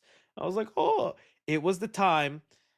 I think it was like on a lawyer sheet. The video's gone now, but it was like trademarks for all these titles and projects that Marvel was working on. And one of those was the Shang-Chi sequel, which was called Shang-Chi Wreckage of Time, which makes it sound like a time travel movie. And I'm like, oh, dude, that would be awesome. I would love it if that's still the movie that they make. You know, it's not multiverse. It's just him jumping through time and stuff. Maybe seeing the future, past, and present of the MCU. That could be pretty awesome. But yeah, it's Doctor Strange 3. It's like I want them to finish, but also, is it going to be with Scott Derrickson or Sam Raimi? Or will they just go entirely new director this time around, you know? Bring back James Gunn for one movie. I mean, I honestly think Gunn's days in Marvels are just done. Even if he doesn't continue his DC contract, it hurt him what they did to him. That's just like, why would you go back to them after what they did? I know it wasn't Feige's fault and it was more the studio, but still, why? I think if Gunn doesn't continue with DC, he's just going to do his own thing and maybe. I think he probably wants a break from comic book projects too. He's been doing comic book projects now for like what, 10 years over? He probably has other ideas for non-comic book movies he wants to do, and I'd be interested to watch those. I doubt they announced Spider-Man 5 already. I'm seeing that in the chat. They wasted Moon Knight. Yeah. Well, we'll see if in the reboot they do anything. more Doomsday. You know what? That's probably also a big thing is Doomsday stuff. You're right. Someone in the chat here said more Doomsday cast. I could see them maybe confirming a couple more people. It would be huge if they just brought out like Toby and Hugh Jackman, because it said that they're in the movie, but I hear they have such a minor role in like the beginning, and then they like maybe bleeds into Secret Wars. But that would be huge, and man, let me tell you, them ticket sales would skyrocket. Because right now it's just us in the movie space that kind of heard about Toby and everything going on. You confirm it on a big stage like that, it's kind of what you need right now too. If you want your ticket sales to go up, because Toby has the star power. Toby has it. But then again, maybe is it weird? A week before a new Spider-Man movie with a different Spider-Man comes out, you announce Toby. I don't know how Sony would feel about that, you know? Uh yeah, I agree too. As far as like I think there's like like maybe 3 or 4 minor people we haven't seen, but you know how people talked about there's going to be a new chair day or a whole second half of the cast? I think what we have is basically what we get, and it's just really that opening of like Toby and Hugh Jackman. That could be it. I don't know if there's going to be more throughout the movie unless we see an incursion somewhere else, right? Secret Wars full cast announcement. I think that's something they do after Doomsday. That could be something. Maybe they announce. The only way I see them announce or reveal stuff about Secret Wars if they announce a delay with the movie, which they probably could. I don't see how they make the movie just a year from this one, because I don't even know if they filmed Secret Wars stuff. It feels like they've only done Doomsday stuff. When have they filmed Secret Wars? And right now the Secret Wars release date is only a year from Doomsday, which is it was December 2027, I believe. I would not be surprised if Feige goes like, the Secret Wars 2028, but here's some of the things you'll see. You know, kind of do the kind of like the Batman Part 2 thing where it's like, yes, we're delaying the movie. Here's the camera test. That they could maybe do that. So yeah, this is looking awesome and cool. I'm very excited. I can't wait to see. I'll ponder the idea of doing a live stream. No promises, because again, like I said, I gotta be on that grind. Hey, not a live stream, but I'll get you a big video. I'm gonna be staying up to like 11 or 12 making that video and posting it when it comes out. Because again, this panel starts at 5:30 Pacific time. So for me, that's 7:30. By the time it's over 8:30, I start filming 9. Takes like 2-3 hours to make a video. So yeah, you'll get a video by like 11 or 12 my time. But you guys let me know your predictions for San Diego Comic-Con and what you're most excited for, what you think will happen. And since it's happened so quickly, hey, come back in this video and tell me what we were right and wrong about. All right. Yeah, we just talked about, I mentioned the Tom Holland Jean Grey thing that got lumped in there. So that is our final topic for this. Dude, you guys showed up, almost 3,000 people here just because you want to hear about my cancellation. You guys are some sick, nasty girls. Let's go to the Reddit real quick and then quickly get these people to go away. All right, let's see. Any funny things? Ned Leeds has reportedly been recast to YouTuber 3C Films. This is a first look at Ned Leeds in Spider-Man 5. It's not a bad. I would be happy and honored for him. Is the Toby world being the start? I think so. And it makes sense why you would start the movie with that, with Toby and Hugh, because you have to show what's at stake. But dude, why you gotta destroy the Toby world? I guess it's because it'd be one that fans would definitely be sad about. This is 3C Films' voice cameo in the Backroom short film. That Bluetooth.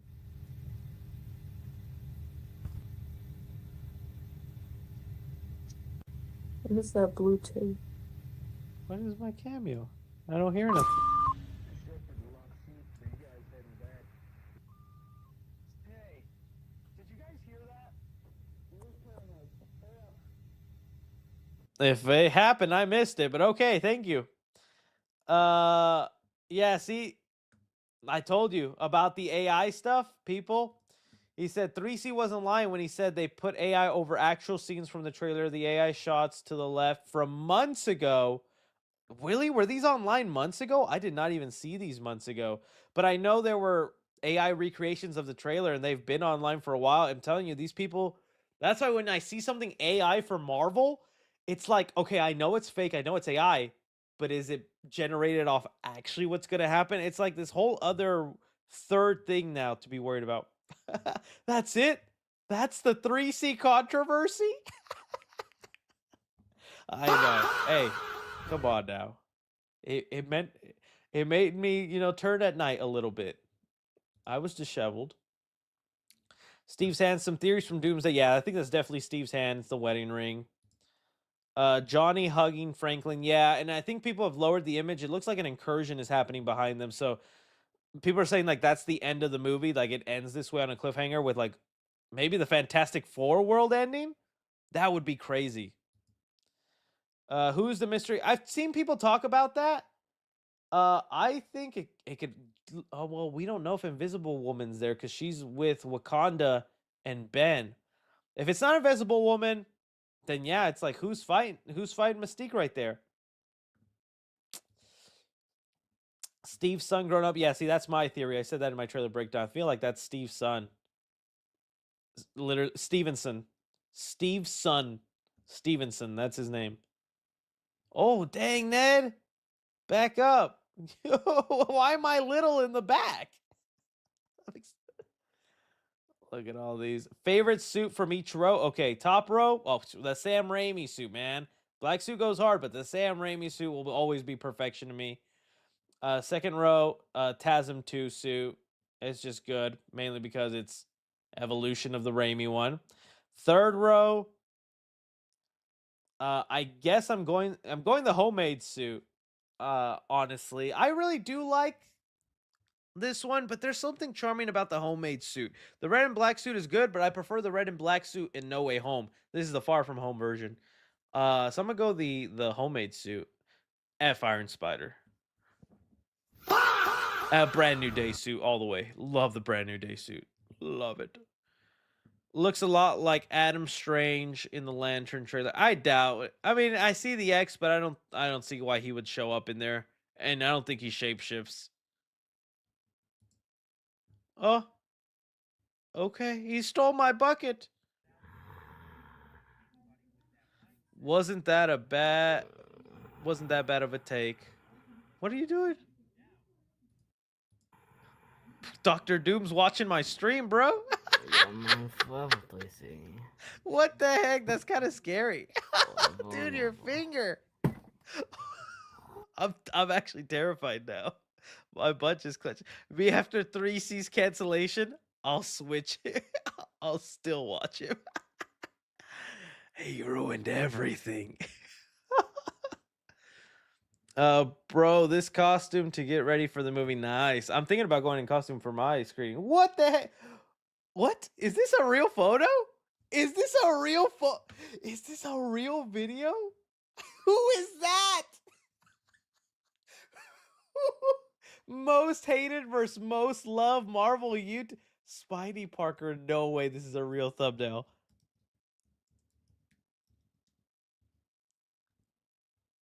Bro, it's real. What? That's not me. Who is that? Bro, you made me look 40. I don't look that way, guys, right? I look a little better. What? That's a really angry. That's a.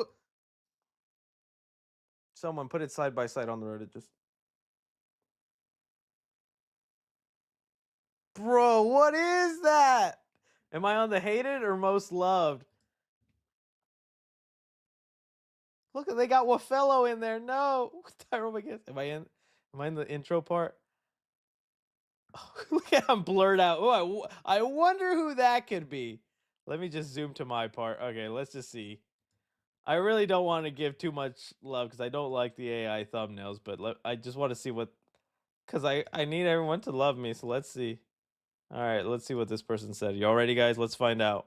Expected. Dude was never really about the movies, and I liked Soup's energy for years, but this made it feel like a bit of the fan base through passion. But unlike Matt, the next creator earned both the love and trust of the fan base through his content. 3C Films built his channel on something rare in the Marvel space: genuine cinematic essays that treat superhero movies with the same seriousness as any awards contender. Instead of chasing headlines, he broke down composition, pacing, and theme like a true film scholar. Released this Okay, weekend. I What a take back what I said. fantastic, Spidey Parker's phenomenal cool. horror film. Jordan Peele's Us. So this is your final spoiler warning. If you have not seen Us, please click away. I don't want the movie ruined for you. This is such a great horror film that you should experience it firsthand. That approach carried the channel to a staggering 750,000 subscribers, respected voices covering superhero cinema. But his best moments came when he broke down theories about upcoming Marvel movies, presenting them in simple language that anyone could understand. Apparently, fans also loved the I'm not that complete lack smart. of clickbait or controversy, as every video felt driven by genuine passion for film rather than a race for views. Just Yeah, like like that, what I his do. popularity reached a whole new level as he became the talk of the town, with people saying he's so charismatic and by far the best YouTuber for Scream updates, while others agreed to it, saying he's super funny and gets the news across without being boring. Best movie news channel on the site. John Campea can suck it. Even today, 3C Films remains one of the most Oh, dude, that's a respected recent names in the photo. space, proof that earning trust lasts far longer than chasing outrage. But while 3C Films built trust through consistency, Grace Randolph would lose hers entirely. get to Grace like, Randolph approved. built Beyond Go check out this video. I have nothing bad to say about any of the other creators and all. That's so nice. That like I don't after the couple days I just had of getting like some people hating me online. Loki, that felt very nice to hear. Thank you, Spidey Parker. I appreciate it. You keep up the good work.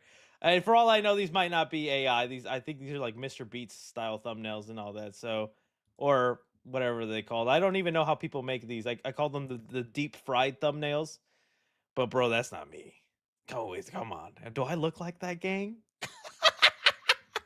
That was cool. That was wild. Oh, I meant to. All right. Let's move on. I was cheesing a little too hard. I know it. He's like, Chris is too cute when he's happy. Not gonna lie. Thanks, gang. Thanks, gang. All right. Someone said, yeah, in like 7 years. Okay. At least you gave me a couple years room. I can't be there all the way right there. Just. All right. Let's move on, gang. Let's. Oh, sorry. Let's move on the super chats now. Let's go. Okay, you are my YouTube goat. Don't let him get to you. Thank you, Jackson Support. That means a lot to me, guys. No, seriously, thank you. I definitely don't need the pity party or you guys patting my back. I'm a big boy, and this is what comes with doing content online. I have to get used to it. But man, I am so grateful for you guys who are so positive and nice. Comedy actors ranking. Okay, Jim Carrey, Adam Sandler, Will Ferrell, Eddie Murphy, Steve Carell. Ooh. All right, I'm going to go based off movie. And I think on movie, because if it shows, Steve Carell would be higher. But if it's just on movies, I'm going to put Steve Carell a little lower because I think he's actually built some range outside of the comedy and is doing some dramatic stuff really well. I love the movie he made with Timothy Chalamet, Beautiful Boy. And I'm thinking about like his big comedy movies, and outside of the 40-Year-Old Virgin, which is hilarious. Wasn't that into, was it the Magician movie, the Steve Burt Wonderstone, something like that? Jim Carrey was in it, but he was funny in that. So I'm putting Steve Carell low, but I think he's hilarious. I do think he's funny. Then I will go, ooh, see, this is hard. Because I don't know why. The other day I was watching Norbit. And I used to think Norbit was like the dumbest movie ever. But if you sit down and watch Norbit, there is some insanely hilarious things in there that I'm like, what is this? Turkey ass. Eddie Murphy's done a lot of great stuff, and he's been great for a long time. I think dude, this is hard from here. Okay. I think I'll put Adam Sandler next. I know that's going to be controversial. I think Adam is great. But I think there's only like a handful of like super hilarious Adam Sandler movies where a lot of them I just don't like. I'm not even that big of a fan of the first Happy Gilmore. I just think it's okay. I'm more the movies I like for him is Waterboy's my favorite of his. 51st Dates. Um, Love Big Daddy. Um, and then see, he did a string of Netflix. Click is not that great, but Click makes you cry, dude. Click is like a gut punch out of nowhere. And then his Netflix movies just did not do it for me. I really wanted to love Hoobie Halloween. People still to this day want Hoobie Halloween 2. I'd be down, but man, it just didn't do it for me. So I think I'm gonna go Adam just because of the consistency isn't there. Then I will go Eddie Murphy, because although I do think Eddie Murphy is probably one of the funniest people on this list, I don't find myself going back too much to Eddie Murphy movies. Where Will Ferrell, I used to be a Will Ferrell hater, and I think that was just because like Jim Carrey's my guy. Jim Carrey's my funny man. Everybody else sucks. So I didn't give Will Ferrell the time of the day. But dude, Talladega Nights, Step Brothers is definitely in my top 5 favorite comedies of all time. Will Ferrell is funny. I'm still the only one time I'm like super disappointed was I didn't like Semi Pro all that much. And I was so mad that the Holmes and Watson movie where he teamed up with John C. Reilly again was not good. Because it's like, dude, you're playing Sherlock Holmes, solving mysteries and being funny with the guy you made Talladega Nights and Step Brothers. This should be awesome. It was not. Elf is also good around the holidays. And then Jim Carrey. I know that's gonna be controversial. Honestly, anywhere you rank these, people probably like them. Blades of Glory is great. Hi 3C, love the channel. Kick-Ass is my favorite film ever, and I think it's so underappreciated. I know you've mentioned it before. What are your thoughts? I'm not gonna lie to you. It is also probably one of my favorite movies of all time. I was recently, because I have movies I love, but I don't think I've ever sat down and said, okay, these are my 10 favorite movies of all time. The reason I'm starting to think about that a little bit more is because I'm building now more seriously my physical media collection. I've always had a small physical media collection, but now with my son, I want to have the movies like I flat out love, not just like I actually love these movies because I want to be able to like pick them out, show them to him, and he can tangibly grab it and not just something I digitally put on the Apple TV, right? And so like I was sitting down, I was like, okay, what are the movies I love? And Kick-Ass is one of those where it's like, I love that movie. I think it was a really great movie. I remember watching it in theaters. I had to sneak in because at that time I wasn't old enough to see an R-rated movie yet. And I even read the comic book of it before the movie came out, and I thought it was like, oh, this is how you do it. This is how you adapt a comic book movie. So yeah. Some of the movies on my list, I like Back to the Future, but I'm trying to get like the Rocky franchise, so I'm trying to find like the Rocky Steel books. I'm trying to think of like other movies, just other films in there that it's like I'd love to, like Iron Giant. I want that to be a movie he sees. Things like that. 3C, did you hear GF? Oh yes, that did happen. That was awful, man. I can't believe that happened. Unfortunately, I'm gonna need to look up her name, Gia Godzilla. I was shocked when that came out. The actress, let me see if find her name. Kaylee Hoddle. She passed away over the week. She was in a car accident, unfortunately. She was 18, and man, that's just awful. I really dug her character in Godzilla X Kong. I thought she was good in Supernova.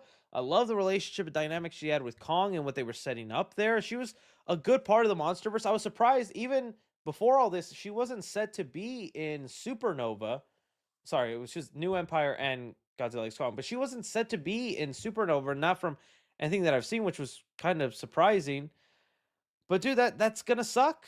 And now we have now it's just like it's so young, and it's not even because she's in the Godzilla movies. Like she was freaking 18, dude. That's really awful. And I did see Legendary and other cast members of the movie post about her. So yeah, that was just sad. That was like one of those things where you're like, dude, that's awful. I feel bad for the family. 3C, Craig of the Creek is recommended for 3C Junior show. Oh, Craig of the Creek, okay. Craig of the Creek. All right, okay, Craig, 6 seasons, okay, plenty to watch. Yeah, I'm gonna be very curious. See, that's the other thing that fascinates me about this generation coming up is kids this generation are not tuning in to Nickelodeon, Cartoon Network. They're not sitting down in front of a TV and just clicking on what's on. They're on YouTube. They're on streaming apps and whatever streaming apps their parents have. There could be a parent that like, oh, I love Land, man, so I got Paramount Plus. Oh, they got kid content on there? Here you go. Watch the Paramount cartoon. So there'll be a kid whose entire references, nostalgia, and history will be based on Paramount cartoons just because their dad loved Landman. Then there's the kids who like they don't have any streaming services, but YouTube is free, so they watch Jeffy, which is Jeffy even still a thing? Jeffy. I only saw that because of the guy at Streamer University. There'll be some kid going to class where Jeffy's his thing. Hey guys, I'm Jeffy. We watch SpongeBob. Go over there, Jeffy. But it's like that's because I remember, and a lot of people might feel this way, and I hate that I talk about this so much. I'm sorry, but it is so fascinating to me. It's like I remember going to elementary school. There'd be a new episode of Ed and Eddie, or a new episode of this, or like an All That, or Amanda Show, or something, and you'd go to school the next day or the Monday after, and you're like, you saw it, that episode? Oh, dude, it was funny. That bit was hilarious. That joke, and you'd quote it. You can't really have that unless it's like a giant viral movie or show going around, like K-pop Demon Hunters, or like Welcome to Derry was very popular with younger kids because I know it's a rated R show, but people like Pennywise going after little kids. So it's just interesting. It's very interesting. Senior Citizen 3C here. Okay. Unc Nose Ball. But yeah, it'll be funny to see that. Yo, Chris, I'm like 2 years younger than you. Does Miss 3C get mad when you joke about a hot celebrity in your videos? My girl would delete my channel. Oh no. I mean, we're very comfortable and we know we love each other, and she knows it's very unrealistic for me to say Haley Steinfeld. Woo! And Haley? Yeah, I'll take you. No, because when I watch Sinners, I was goggling at Haley and she was goggling at Michael B. Jordan. So she does it all the time with her celebrities, and then we poke fun and have fun. And some relationships are okay with that, others are not. I think it's different if like I'm scrolling Instagram and I'm just like hearting bikini pics of some random girl. Well, then yeah, that's a problem. But if it's like a big celebrity that's on movies all the time, I think they get all that. She doesn't get mad. Hey Chris, have you started dieting and exercise again? Your family and fan base can't lose you at 50 because of Unlunchables. Let me answer your question with a rapper I had before the stream. Cosmic Brownie. Holy, that thing was 510 calories, y'all.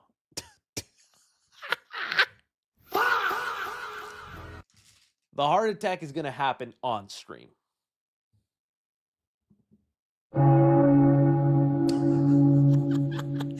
No, you're 100% right, and I talk about this all the time. I need to, not even just for my health, but for my wedding, for my son. I don't want to be the fat dad. No one wants to be the fat dad going to pick up their kid. They want to be the kid where all the other friends go, "That's your dad?"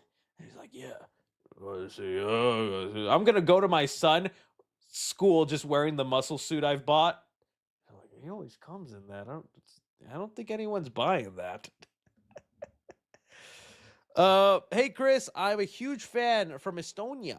Oh, been watching you for a long time. How big of a change is it that Tombstone? Oh, we didn't. That was one thing I could have talked about. Is the main villain in Spider-Man Brand New Day that haven't shown him yet anywhere? Love your content. They actually have shown Tombstone and what he looks like. So let's actually pull that up. I was surprised. It's like one of like the.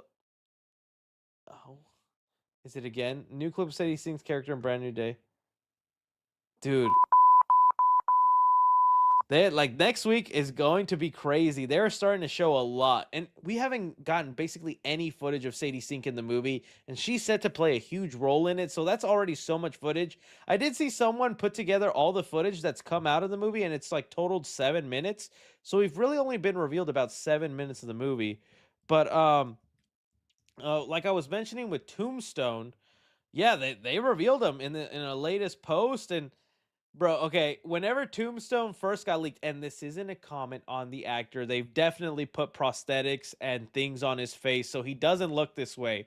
But whenever I first saw Tombstone, all I could think of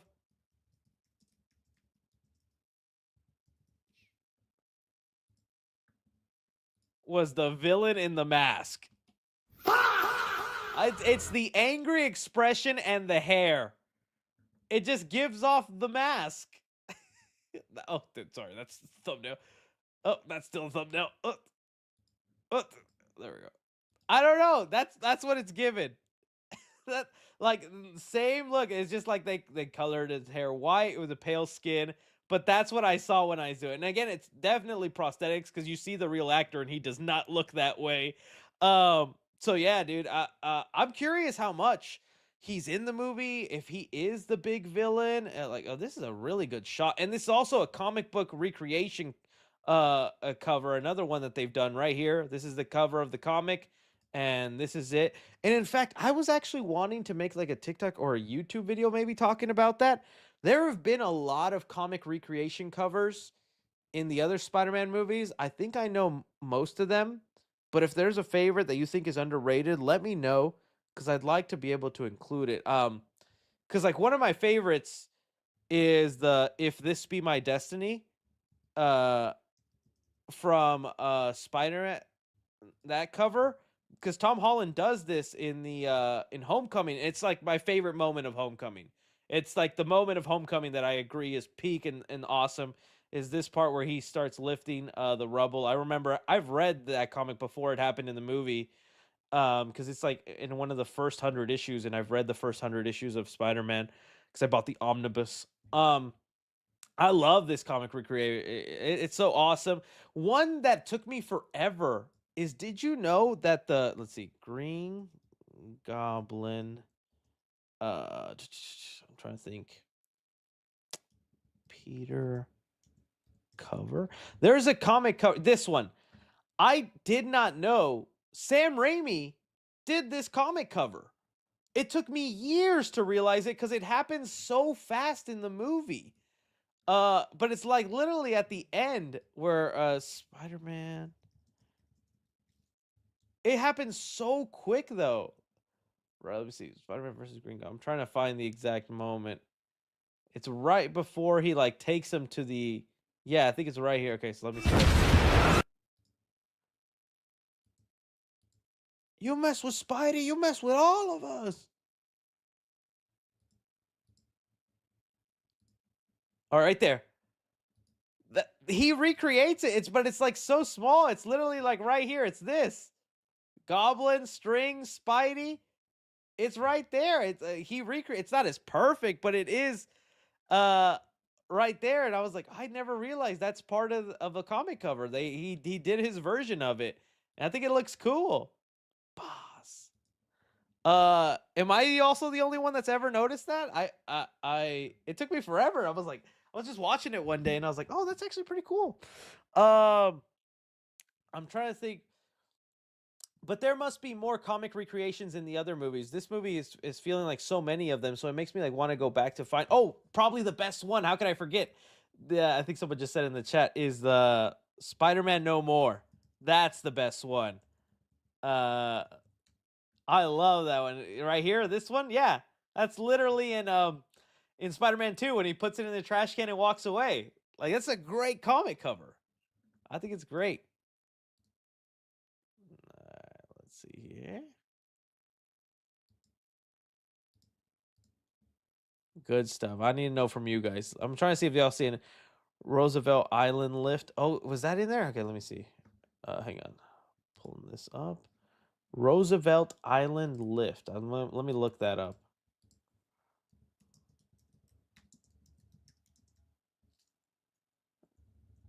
Lift Spider-Man. Oh, that was in the comics? I did not know that. That was a comic moment? That's cool. Well, this is a newer one. Is there a past one? I guess all I see is this. It's still pretty cool. I don't know. If you guys have any more on the Reddit, we'll take a look later and see if there's other stuff we can take into. Because I think that's cool. But anyways, yeah. Tombstone looks crazy. I'm curious how much screen time he has and if he actually is the main villain. How would you win in a fight, Freddy, or who would win? Oh, jeez, Chris, what is? Who would win in a fight, Freddy or Jason? It depends on the fight. If it's in Nightmare World, Freddy all the way, and if it's on land, Jason.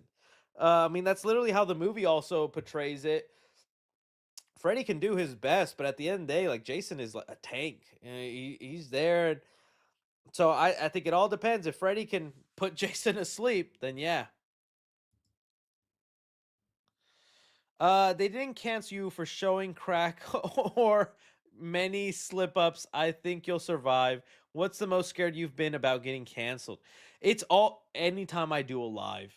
I mean, there are times where I consider maybe I shouldn't do lives anymore because it's not that I'm going to say something so offensively bad, but I think sometimes I need the time, like when I do my regular videos, to construct my thoughts in a way that it conveys my point well, and just saying it off the cuff, not thinking too hard, it just doesn't come off the way I want, and it's like, oh, I could have phrased that better, I could have said it better, but there's, I don't know, definitely times. The reels, yeah, when doing Instagram reels, that's definitely a time.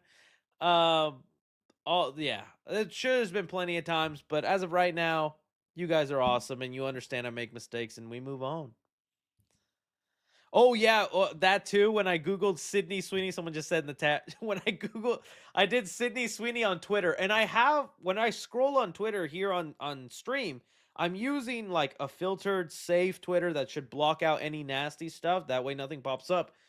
Something Sydney Sweeney was powerful enough to get through that, and we had a big old Sydney Sweeney's, and I was like, oh, as soon as the live was over, I had to go into YouTube editor and delete that because I was like, please don't cancel me. But yeah, good stuff. I love you, brother. Thanks for being you, Chris. No, thank you guys for being you and watching. I understand the secrecy behind Sadie's character. Like, what do they... I don't understand the secrecy behind Sadie's character. What do they gain from it? I think it's just to build the buzz and conversation about it. They gain social media hype from it. It's just people speculating. Because, I mean, even before it felt very definitive that she was Jean Grey, there's tons of a speculation of who she could have been, if it's connected to the multiverse, of what's going on. So it's just a way to get people talking and draw some secret in. And there's going to be enough people that want to buy a ticket just to see who she is. What villain deserves a movie? Ooh. I am kind of played out with villain turned solo movies, but that Clayface trailer did look pretty cool. So hopefully that goes good. If there's any other villain that I think deserves their own movie, Darth Vader? Well, I guess he had a whole trilogy, though. Shredder's not a bad one. Shredder's not a bad one. I thought about Lex Luthor 2. Doctor Doom movie wouldn't be so bad. I'm trying to think of just other villains in there. Deathstroke would actually be a cool movie. A Green Goblin movie, I'd wonder how that would go. What would a Green Goblin movie even look like? Doofenshmirtz movie?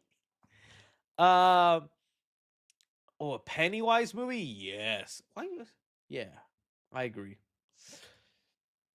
Hey, Chris, what's your favorite TMNT show and comic? My favorite show will be the 2003 one, but I also really like the 2012 version. I watched a lot of that when that was coming out. The comics, I bought the first volume for was it the IDW? I believe it's IDW. Might be a different name. I bought the first volume. I did read all that, and then I never bought the other volumes, but I did like what I was reading from that series. So I have to go back to it because I do like a lot. Oh, I guess the comic would actually be Last Ronin, because that for sure was awesome. I teared up whenever it finally got revealed who the turtle was and the backstory, and when they go back and kill all the other turtles. It was like kind of sad to read. Let's see here. Double sends in some love. Thank you so much. Have you seen what new rock stars posted about Marvel's panel tomorrow? Crazy stuff. Oh, what did they post? I want to see. New rock stars. New rock stars. Did they tweet about it, or is it like a video? Okay, let's see. I'll watch this. It's 2 minutes, but I think Mr. Vossi might speak quick. I'm outside of Hall H at the San Diego Convention Center, where tomorrow Marvel Studios will make some huge announcements about the future of the MCU, and I have some exclusive scoops that I've learned here on site in San Diego that no one else has told you about. Okay, so here's what I know. The press section that I am luckily invited to for tomorrow's panel is something that has been more exclusive this year than ever before. There's about 400 seats in there, and I can tell you that there's less than 200 press people who are here for the event covering things. Fewer than 20 outlets in total that are covering things, and if you have one person per outlet, there's not that many seats necessary. I'm being told from contacts at Disney that there are less than 10 seats being made available for press covering this. That tells you that the other 397 seats in the press section are being occupied by VIPs. Now, who are the VIPs? Friends, family, social teams, publicists, agents, other people who are connected to over 30 different VIPs, actors who are going to be on stage for that panel. And when I was talking to my contacts, I was like, yeah, 35 people who we know about. They looked at me as if that number was double. So we're going to see a packed stage. Dang, Voss is There's risking going to it. be major A-listers who we never saw coming who are going to be on stage. Word on the street is Denzel Washington is here in San Diego. I saw him get out of a car and into an SUV. I just passed Michael Mando, who's going to be playing Matt Gargan in Spider-Man Brand New Day. So that tells us that the cast of Spider-Man Brand New Day will be part of that panel as well. Sadie Sink will be here. That's going to be the big question, is do they use this panel to announce who Sadie Sink is playing in Spider-Man Brand New Day? Because if you're going to announce her, you're going to announce who the other X-Men are. That's what Marvel Studios needs to do in this panel. They need to tell us who the stars of the mutant saga are going to be. So don't be surprised if you see some A-lister stars who are going to be the new X-Men. You're going to hear da-na-na-na-na-na, and it's going to be a huge line of talent, not just people for Avengers, Doomsday and Avengers Secret Wars, but Marvel Studios X-Men. I think we're going to get some major cast announcements tomorrow, and I will be in the room. A small number of other press will be in that room as well. We're going to do our best to cover all the big news that's coming out, so follow New Rock Stars, and we'll see you tomorrow. Wow. Okay, that is exciting to hear. Yeah, so I can see where the source came from then. Voss is risking it. Voss slipped up too. I don't know if you guys saw. I think I saved it. Let's pull it up. Eric Voss accidentally, I don't know if accidentally, he recorded what is like looking like the opening swing of Spider-Man Brand New Day, posted it, and then quickly had to delete it because I don't think he was allowed to. I'm not going to show too much because it is so cool. And I was like, dang, I kind of wish I saved this for when I actually saw the movie. But this is Eric Voss's video. And dude, dude, Spider-Man going, swinging, goes down the slide. Dude, look at this. This looks awesome. Continues on and keeps going. And then leading into the mask inside with Peter breathing. There's more to it that looks great, and you can tell Destin really did a bang-up job with the swinging, creating an immersive feel with sound effects. I'm not going to go too much further than that, but I was like, Eric Voss did that and then deleted it. And I was like, oh, Eric. So bro might not get the invite next year, but he's sacrificing it so that we know the content and what's going on. If it was me and I was one of the 10 in those exclusive seats, I would not be blabbing about it like that. But then again, I am not Eric Voss. He's got the connections. Feige reports to him, I bet. What can I do, Eric Voss? So yeah, that's crazy. Okay, cool to know. Cool to know. Chris, I love you. Non-romantically, weirdo. Oh, thank you. I love you guys back. I know this movie flopped, but if they did a Masters of the Universe sequel, I think they should cast Lily Reinhardt as She-Ra. Let's see, Lily Reinhardt as She-Ra. What does she look like? Like I even care because I don't even know much about whatchamacallit. Google will fix it for me. Oh, her, Riverdale girl. Cool. Sure. I could actually kind of see that, especially since Camila Mendes is in there. Have a Riverdale reunion. Now, I think there is still hope for Masters of the Universe. Amazon said they're willing to continue along if the streaming numbers are good. The movie has hit streaming, I believe, just like yesterday, right? So maybe this weekend people are tuning in, watching it like crazy, and they're like, hey, there's enough here. We can make a sequel, even if it goes straight to streaming. I'm sure that would make some people happy. Avatar Aang movie is finally releasing tomorrow. I'm so excited for you, Avatar people. I hear good things about it. I hope y'all like it. Bro, look at your Civil War video. Who is Unc? I know, and I don't know what's been going on. YouTube has been recommending that video, and I'm like, stop. Everybody can see this, YouTube. Stop. Let's go to the comments of this. So Dude, wow. What happened to me? Who are you? Dude, sexy devil. Dude, I tell you, my Tinder profile went crazy. This was before I knew my lady. I was single 3C. That bed you see behind you, the stories it could tell. He goons every night and was alone. Shut up, bed. But it'd be nice to get back to that, dude. But again, I looked like this because I was broke. This apartment was $500 a month, which I know right now in this economy, that was like, dude, that's awesome.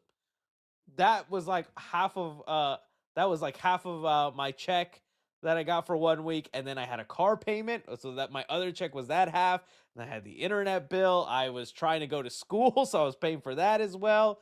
I was like this because I was starving, and my day job, which was working at a tutoring center, I was on my feet for 7-8 hour shifts. That's why I was able to look like this. And now I look like this because I DoorDash like it's nothing. But anyways, 10 years ago, look at even Sean Chandler was in here, man. Sean Chandler 6 days ago, video recommended by YouTube. 239 likes. 6 days ago, 239 people have been here. Baby 3C Films. Randomly recommended in June 2026. 3C is still amazing 10 years later. That's crazy. It's been 10 years, man. It is crazy. Oh, of course, Drew needs the attention. You look like such a nice little boy. Bro could have been MCU Spider-Man if he locked in. Me and Tom were the same age. I could have been. Little 3C Films. This is getting recommended 10 years later. You were definitely an iDubbbz fan. No, I wasn't. I really wasn't. I didn't watch much of that edgy humor. I was watching movie content. I was watching Collider Movie Talk. I remember in that apartment, I would come home and be excited for the new Casey Neistat vlog, because that was when he was daily vlogging his life in New York, and I was like, I want to be like that. Just in New York City in my hover bike or board. Chris before he hit the gym. 2026. Anyone? What the F? Why? Holy Chris was you before your balls dropped.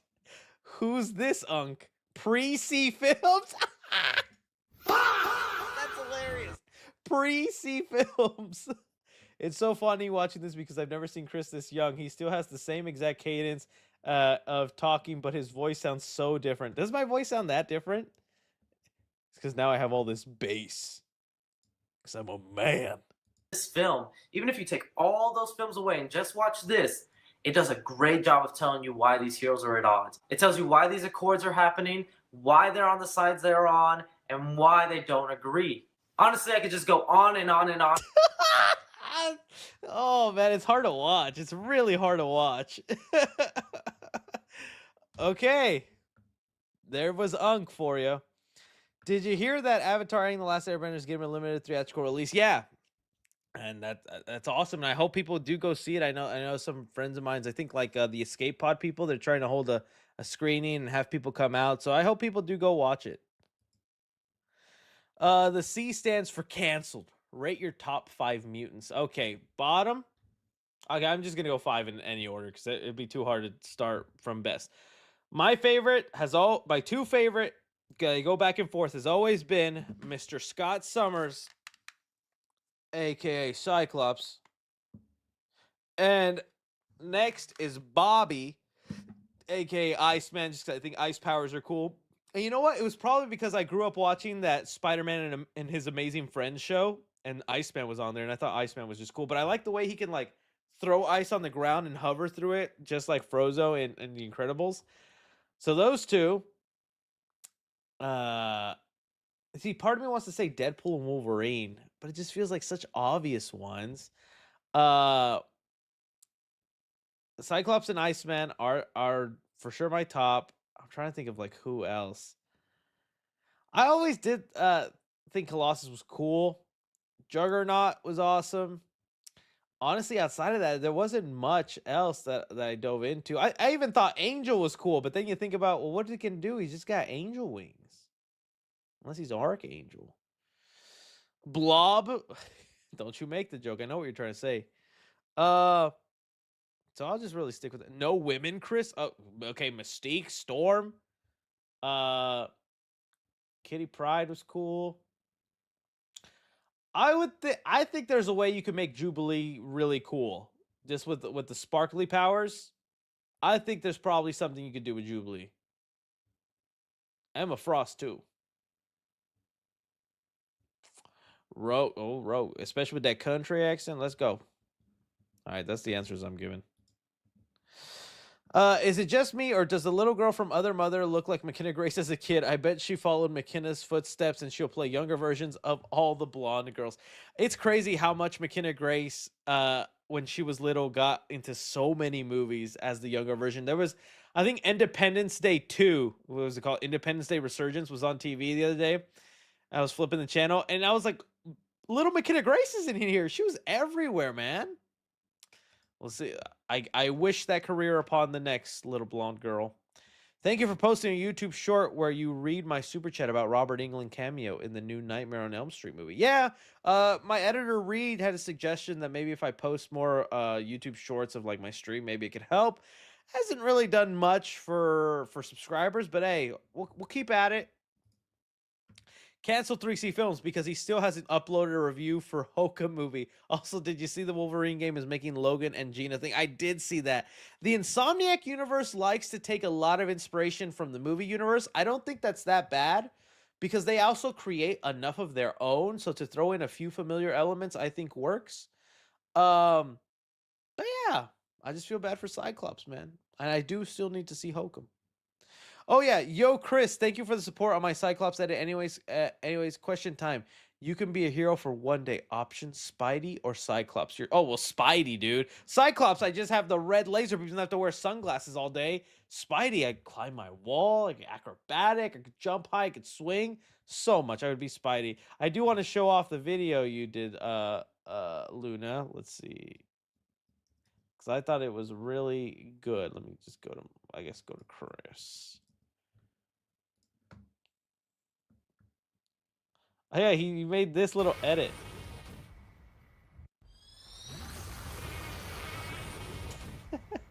I thought it was hilarious. And then he made another one where she made another one where with Ned Leeds that I thought was hilarious. Look at this. It's not possible.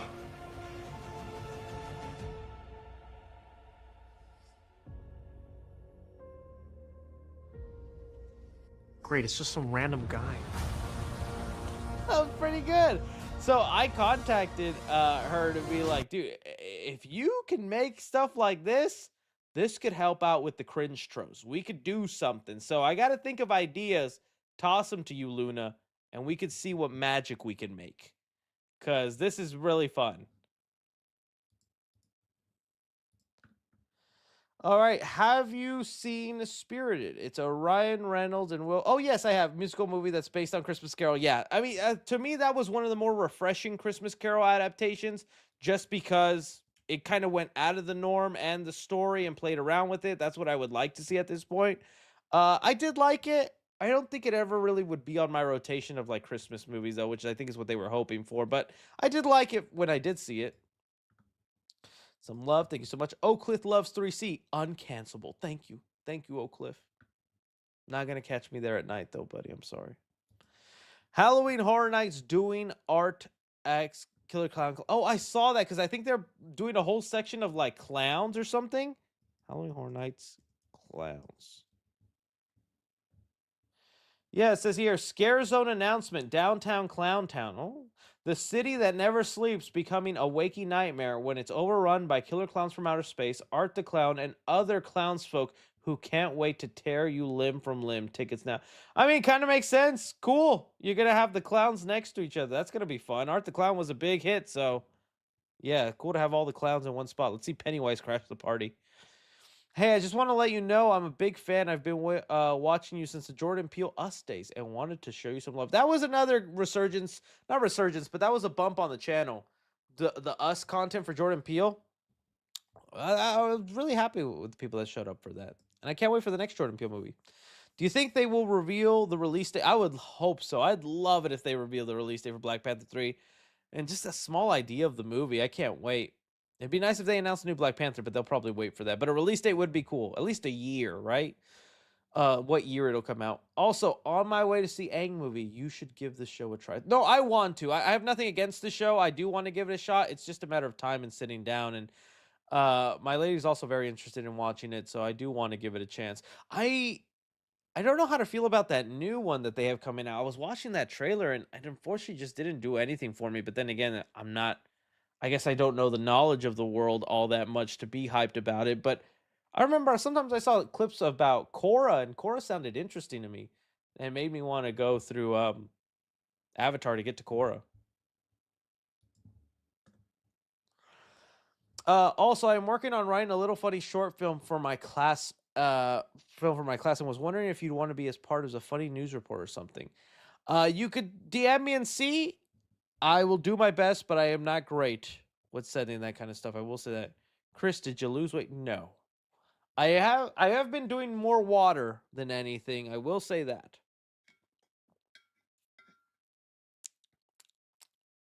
But no, I don't know. I need to do better.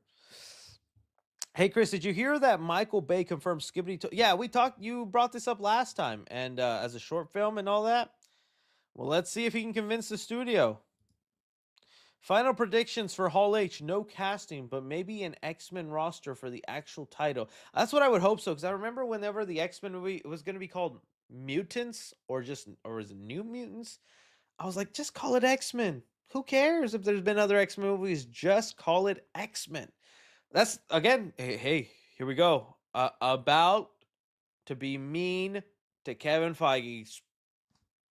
Be sensitive now. That's also one thing I don't like about Feige so much is like we see it with DC. Whenever there's a Batman reboot, they have no problem giving an Alfred, doing Catwoman again, doing Riddler, doing characters that have maybe been done, just mixing them up a bit, but still doing them, right? Feige has this thing where if it's been done before, can't do it at all. Not at all. I was watching, this is a real interview, and you can find it. I believe it's the one he did with Josh Horowitz. There was an interview about Brand New Day, and they're talking about how exciting it is that Spider-Man is swinging in New York. And Kevin Feige said, it's great that in the last trilogy, we didn't have him swing through New York because they did that so much in the previous movies. So we had him in like DC, we had him in London, and then a small amount in No Way Home. But now it's been 10 years, right? So now you miss him in New York City swinging, and we have that. I'm like, Feige, I love you. I don't know if that's good logic. I didn't give you good New York swinging so that you'd miss it, and then I'd give it to you, and you should be. I'm like, okay, Feige. Yeah, and I have a photo with Josh Horowitz. Actually, I met him. He's a goat. He was really nice. I met him at Disclosure Day. See if I can pull up the photo. New York, New York, in New York. 1 second, guys. I got my photo here. Oh, there we go. Oh, dang. I hate when the phone bounces. I got the photo.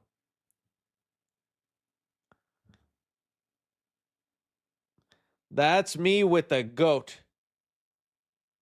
I love his interviews. He's a great guy. He was very nice.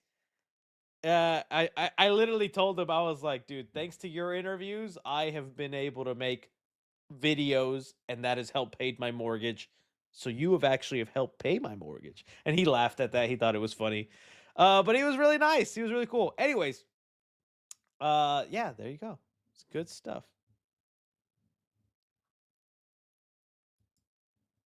Will you vlog Spider-Man? Yes, we actually have the video in the works. I think I was hoping to have it posted this week, but two different things got in the mail that I wanted to add to the video, and today Reed sent me the edit of to changes to make. So we're gonna spend the weekend making those changes. 100% without a doubt will be posted the merch vlog video Monday. Monday morning, I think, is when we'll have it. Uh, I'll just preview one thing because it came in the mail. It's right now in the fridge, but I pre-ordered it and I didn't think it'd be here. I just wanted to do it. I actually got my hands on Tom Holland's Bureau Spider-Man collab. So I want to definitely add that to the vlog because I just think that's funny. It's Tom Holland's beer brand or non-alcoholic beer. I thought it'd be funny to give it a try, and it has Spider-Man on it, so why not? Um, so yeah, I literally bought it like 2 days ago, and I went outside today, and it was in my front steps. I was like, oh, dude, Tom Holland must have delivered this himself. So there's that, and another thing I want to add on of a merch thing. But yes, the video right now is 40 minutes long, so we're kind of trying to tighten it up and make it smoother and faster. But there's a lot of Spider-Man merch and a lot of fun things that go on in it.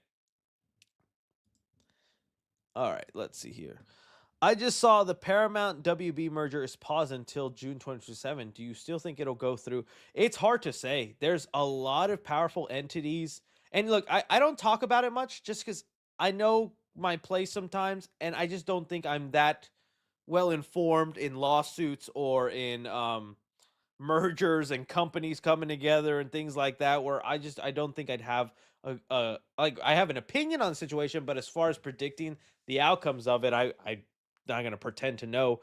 But seeing there's a lot of people that have come up to sue them, whether it's the California board, whether it's other companies coming in, and they've gotten it to the point now that they've actually been able to pause the merger. Now it's till June.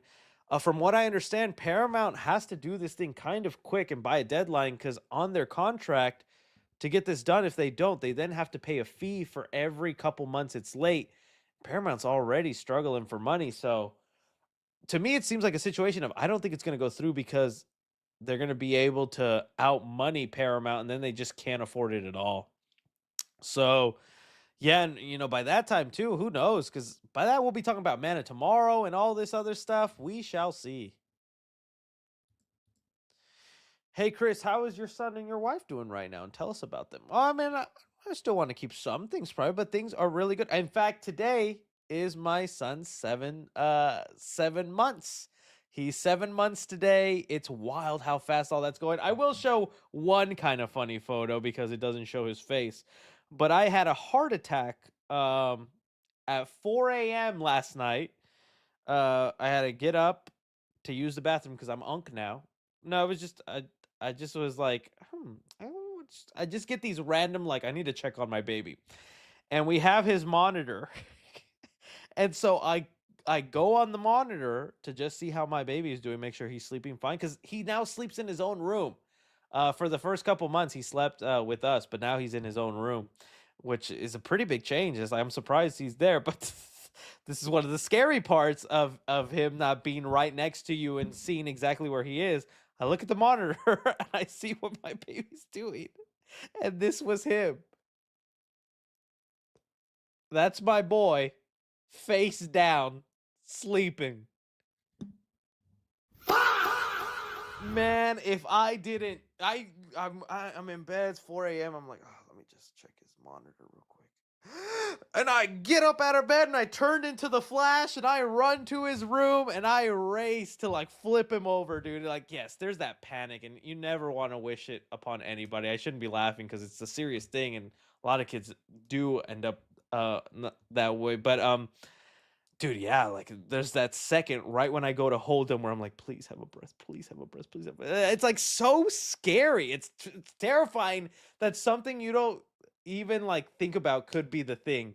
But luckily the thing that saved him, if you see that photo, he's not fully on the mat. He's not just like face palming his bed. He decided to like put his palms over his head, and he left himself a small gap. And he's just sleeping like that. It's the funniest thing. So you can see it. I sent it to one of my family members, and they said, "Oh, he's just playing hide and seek, and he's counting." I was like, "Okay," but no, it's terrifying, man. It's terrifying how fragile and everything they are. So, yeah, someone said, "Smart kid." It seems like it. It seems like he knows. But yeah, I was scared to death when I saw that. I like raced over. I was like, "Oh my god, bye me." Oh, it was just funny. When you return to these live streams, can you next time make every single live stream thumbnail only you in the thumbnails and have pictures of topics you'll talk about in the Friday? That'd be hilarious. Maybe just me cosplaying as each one. So if I have a Spider-Man topic, it's me in the Spider-Man suit. That'd be a hilarious one. I could maybe do that. Hopefully, if a live stream lands on April Fools, that would be a good April Fools gag. Give Powerpuff Girls animated movie to Disney veteran Ron Clements and John Musser and South Park writer. I mean, anything with South Park writers, I'll take. They seem to come up with good stuff. Hey, Chris, I heard the Backrooms 2 is in the works, and I heard the monster from Found Footage short film will appear in the Backrooms 2. I mean, I wouldn't be surprised if Kane wants to somehow implement that for the people who desperately wanted that, but I can bet you Backrooms 2 is definitely in the works. The movie made a lot of money. We've already seen the outcome of Hollywood greenlighting all these internet urban legends, so yeah, I wouldn't be surprised Backrooms 2 is happening. Thoughts on Michael being the highest grossing film of 2026? I mean, it shouldn't be that surprising. He was one of the biggest artists in the world. He still has a lot of dedicated fans, and again, it's the worldwide appeal, so not surprising, but I guess I was surprised it didn't hit the $2 billion mark like I thought it would. It did cross the billion one, though. I could recommend Resident Evil 2. Great intro. Okay, that's good to know. 2019, so the remaster, is that like on PS4 or 5? Thank you. I'll definitely look into that. Appreciate that. Tomorrow, my dad and I will be driving 6 hours to Dallas to watch the Odyssey. Oh, you're probably going to the Cinemark Web Chapel?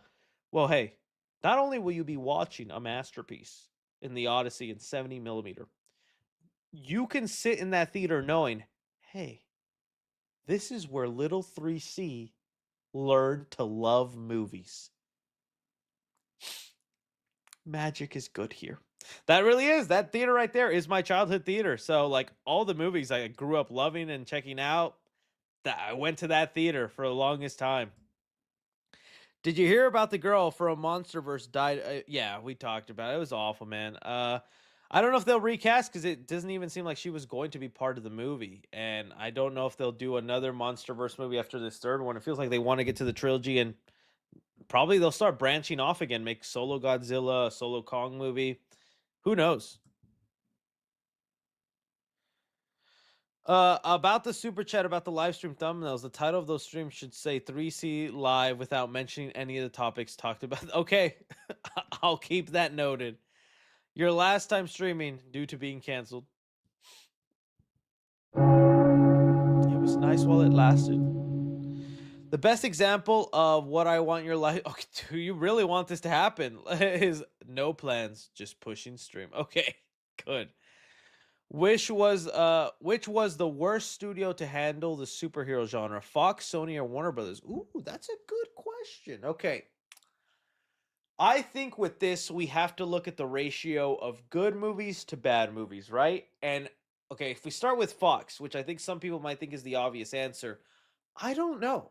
I like the Fantastic Four Fox movies. To me, those are classics in the superhero genre. I have a comfort with them, and I think there's a lot of great in them. And they also Thomas Jane Punisher. I don't like that one a lot. Ben Affleck's Daredevil. I like that one a lot. It's in the later half where they started teetering off. X3, okay. Then Wolverine Origins, ugh. But then they had Days of Future Past, which was like at the height of the MCU. They already had the Avengers at this point, all this stuff. Days of Future Past was like, dude, this is awesome. Then that First Class, all this. So yeah, like, I don't know if it'll be Fox. With Warner Brothers, not to say, again, not all bad. I love Man of Steel. And I think what Zack Snyder did with his eventual trilogy, I think is really cool. But you can't deny some of the mess that DC is still in today is because of the years that we've had with the fumbles and the things gone off with the Black Adam, with things that they've handled. The Flash, I like the Flash, but you can't deny that the handling of that was awful. I think in the end, when you look at the track record and most repeat fumbles, it is Warner Brothers, in my opinion. Besides the Tobey Maguire memes, which Andrew and Tom Spider-Man memes is your favorite? Besides the Tobey and Andrew, which Tom Spider-Man memes are your favorite? I think it's the one where it's like, I think someone edited it where he's like on the ledge. He's like, oh my God, it's Tony Stark. I like that one. I don't know. There's not that many memeable Tom moments, at least that I could think of. Maybe there'll be some birth after Brand New Day. Oh, wait, Sony. Oh my, I completely missed Sony. You're right, guys. Then no, I would actually maybe say Sony. Just because I hate what they did with the Spider-Verse. I don't know. I was just seeing Fox, Warner Brothers, and I was thinking Marvel with Disney. But Sony would actually probably be right. Okay. Sorry about that. No, in fact, I have a screener for it, so I'm actually going to watch it tonight and hopefully get a review for you guys this weekend. I do definitely want to review that. Hey, Chris, do you think you can say happy birthday to me and my girlfriend, Gia? I really appreciate it. Well, happy birthday to you and Gia. You have the same birthday? Oh, yeah.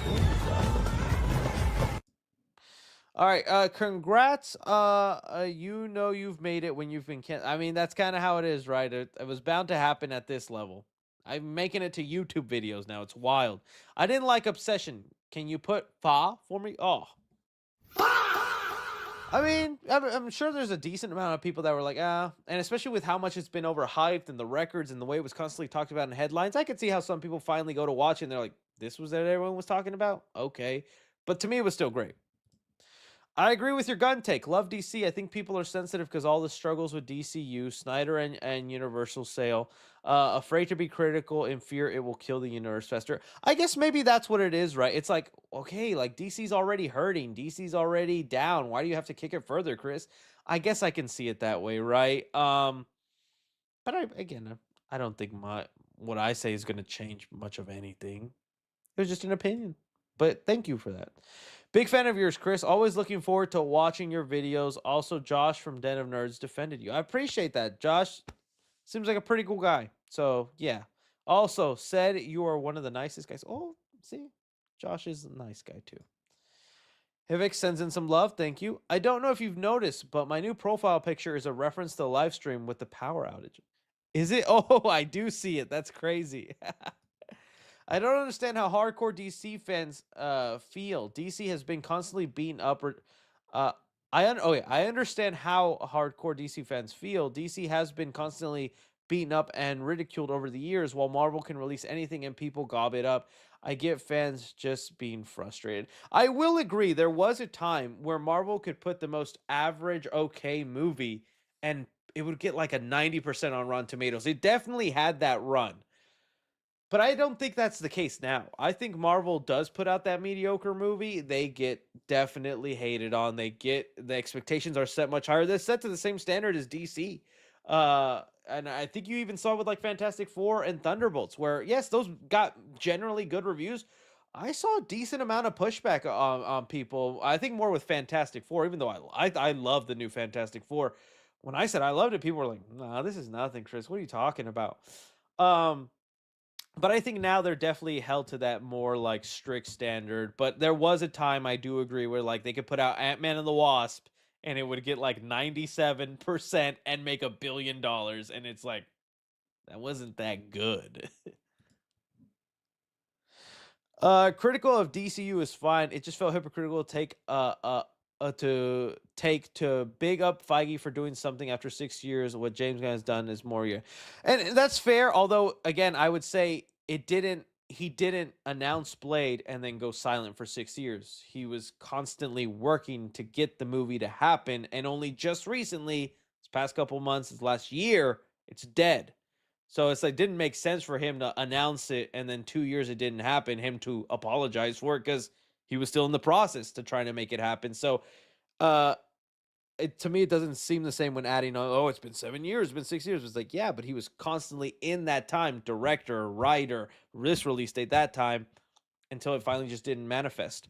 But again, you're right. James Gunn has also addressed, and he was also honest about like the authority. He can't seem to get it where he wants, and that was something I kind of wanted to see. But I do think it's probably a smart move not to do authority right now and more focus on the big players. So we'll see. Stream tomorrow for Marvel and roommate Lord Papa 3. Oh, I've given my roommate story already. You know, you guys, if you've been watching the channel a long time, you know my roommate story. But aside from that, nothing really else, man. I've only had that one bad roommates experience, and then that was it. Uh, uh, Beyond says the authority would have been hated. I agree, and it's because of the same sex couple that's in the movie or in that comic run. But I mean, it's not why I want to see. I think again, it would have been DC's version of the boys. And I just think that's a fascinating take to see a realistic, kind of more like what would actually happen, like in terms of like the celebrityisms of these characters, in terms of them making decisions. Kind of like they would be it'd be like treating superheroes more like political figures get treated nowadays. And I think that could have been an interesting take on it. What do you think about the rumored Days of Thunder 2? Honestly, not much of a thought because I've never seen the first Days of Thunder, so I don't even know what to expect from that movie. But it's a Tom Cruise film. I like Tom Cruise. He's my best friend. We took a photo together, and I watch it for him, and I'll go back and watch the first one. Goon lore.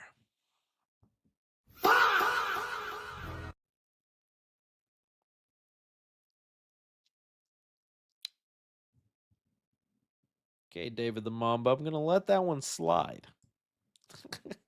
This might be the day where I want to stop sending you super chats. I want to find a way to talk to you for free with social media apps. Are you on the most? I want to send you DMs. I'm on all of them. I will just say I get lots of DMs. I don't know if I could. Not saying you have to keep sending super chats. Please don't. But I mean, get in the regular chat. I still see the regular chat right now, and I talk to people. It just says, Chris, you're the GOAT from Logan Hurley. Thank you so much. Get your popcorn out, guys. What goon lore could I say that also wouldn't end up a crazy clip? Okay. I won't say. I'll just say, I was so innocent as a kid that when I finally got unlimited access to the internet, which is not what I want to do when it's eventually time to my son and stuff to get a computer, because I still can't believe my parents just gave me a laptop at 11 years old and said, here you go. Your door has a lock on it. Have fun, kid. Like I think I spent most of the time looking up. I found out how to pirate movies at 11. I looked up how to like download. So I was watching YouTube videos. I spent one summer pirating Dragon Ball episodes, and I just watched the entirety of Dragon Ball one summer. But eventually you get bored. You get curious. You start searching things you shouldn't search. And my dumb innocent self was like, how could I find what I need? Sex.com.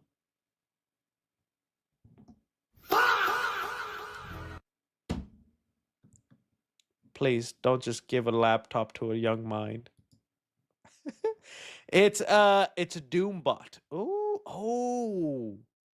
Well, can you imagine again? I think in terms of the is if you're talking about that photo with the Dr. Doom, if that's a Doombot, how then again are you believing this person is good when you're like, I'm here to help. Let me get my Doombot out. Did you say a Doombot? No, yeah, but it's a good bot. I could work on the name, but I like to call them Doombots. Anybody see red flags with that? No? Okay. This is from New Rockstars. Click on the link. Well, there is no link here. You did great on Campy. I can tell you're nervous, but just be yourself. You'll love your personality and humor. Thank you. I'm glad you noticed that. I guess it's not even nervous for being on the show. I guess I'm trying to make sure I'm giving Campia the content he needs for his channel, if that makes sense. And it's like I'm in someone else's house, is what it feels like when I'm on his stream. So I'm trying to be polite, but I'm trying to ease into it and be a little bit more comfortable. with it, because I'm not gonna bust out a goon joke, and I'm still trying to work up the courage to just put a. That's what I think of that, John. So I'll do my best, but I thank you for noticing that, and I will work on it.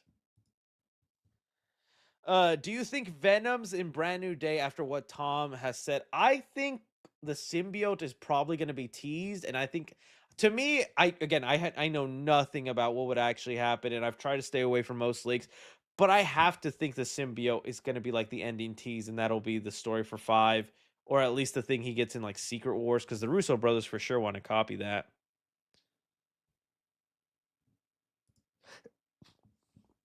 Would you rather go to dinner with Robert Pattinson or breakfast with Mbappe? Lucky enough, I have a friend who plays sports, so I know who that is, but I don't watch or really partake too much in sports. So dinner with Rob Pattinson and being like, dude, what's it smell like in that bat suit? And can I get a whiff? Somebody get these beggars out of here. I've been seeing that everywhere. I hope that's what he says when I ask that. Still no Punisher review video, Unc. Where is it? I'm working on the vlog. Ah. 3C Films, the GOAT cancel cap. I hope that's what you meant in emoji form.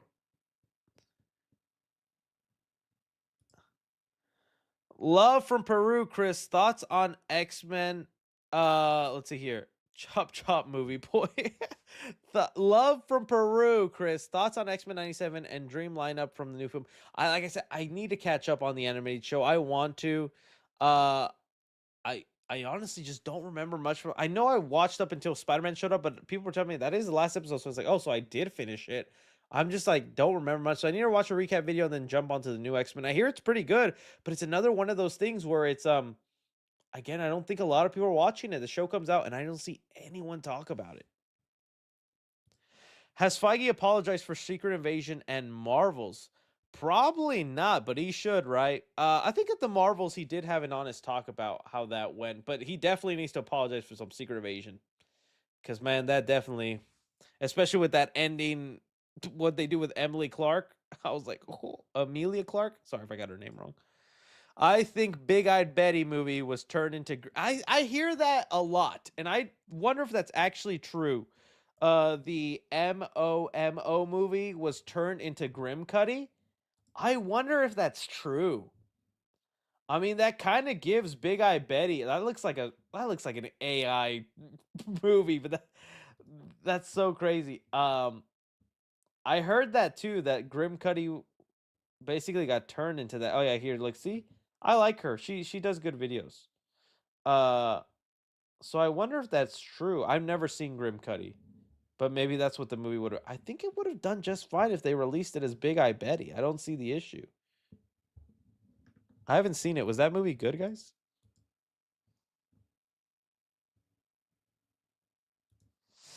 Hey, 3C, I'm going to Comic-Con later this year. Can you give me some costume ideas? Love superheroes. Depends on what you're comfortable wearing, man. But I mean, there's always some great... I mean, I don't want to support too much because it's always iffy when trying to, but I'm contemplating getting the Cyclops outfit. That I just always look up the cosplay outfits that they be selling now just to get them for the channel. And look at that, Sim Cosplay be doing some cool stuff. I always recommend though going a size up because these are never that, at least for my body, they're never. I'm usually an XL, but when I get these costumes, I gotta get double XL, y'all. I'll tell you that. But dude, I gotta rock this, dude. For the Doomsday video, it actually looks fire. Rocking in that. Ooh. Someone said not double. Okay. Put my trust and love in you, and that's how you treat me. If when you have a second son, would you name them Peter? I think is what you were trying to say. I've thought about that because because my son Emilio was first going to be named Miles. I really was going to go with the name Miles for the longest time. Me and my lady agreed on the name Miles. And then somewhere along the way, we just changed our minds because I think we ran into a lot of Mileses. We're like, there's a lot of kids named Miles. It's a very popular name. And as a parent, you always want to give a unique name for your kid that stands out. And I'm sure there's tons of Emilios out there. But so we changed it. But then I was like, I would never name my kid Peter. I like Peter Parker. I mean, Spider-Man's the go, but who names their kid Peter? If right now you're in the chat and your name is Peter, gang.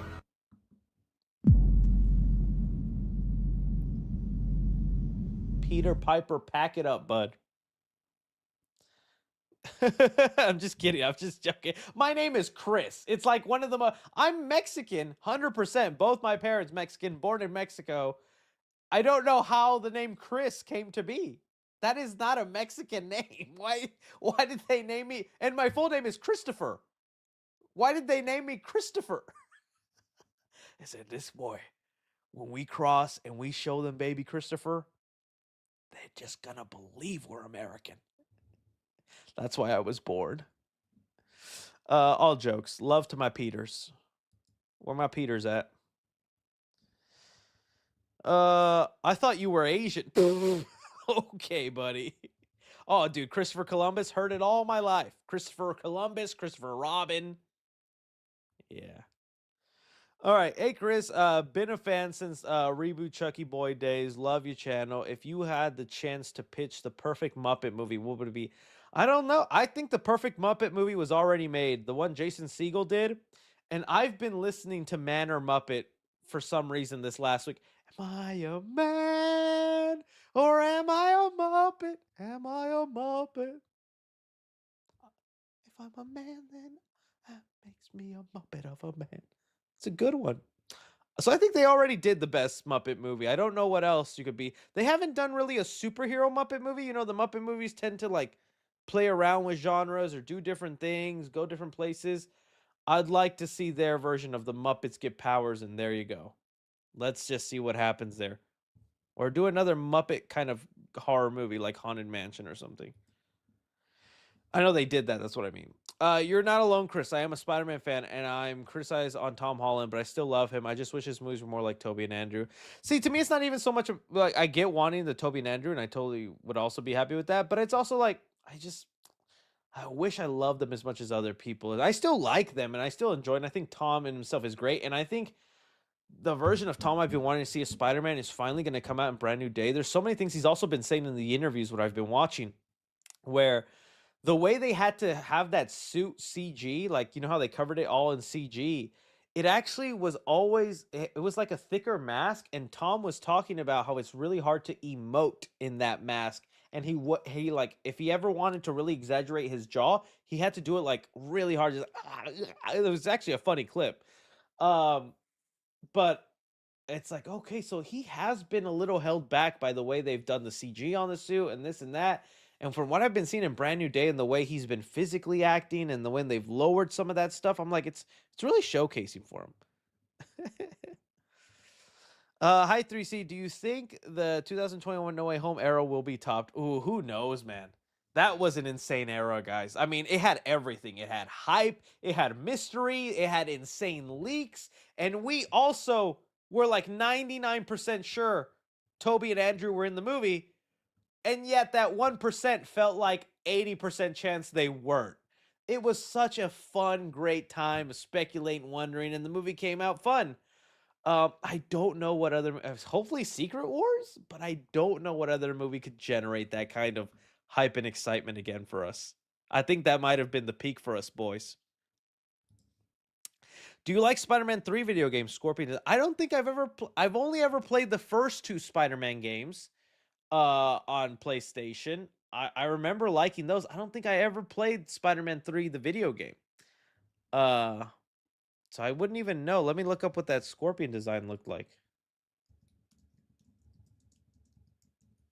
Or am I a Muppet? Oh, it's not a bad design. I'm not a big fan of the way that claw looks. Looks like it's going to get him. He's going to get spring locked. Scorpion locked. No, I say I prefer the Insomniac one. That's cool. Yo, love the videos. Well, thank you. You have to show 3C Jr. all 3 of the Car movies.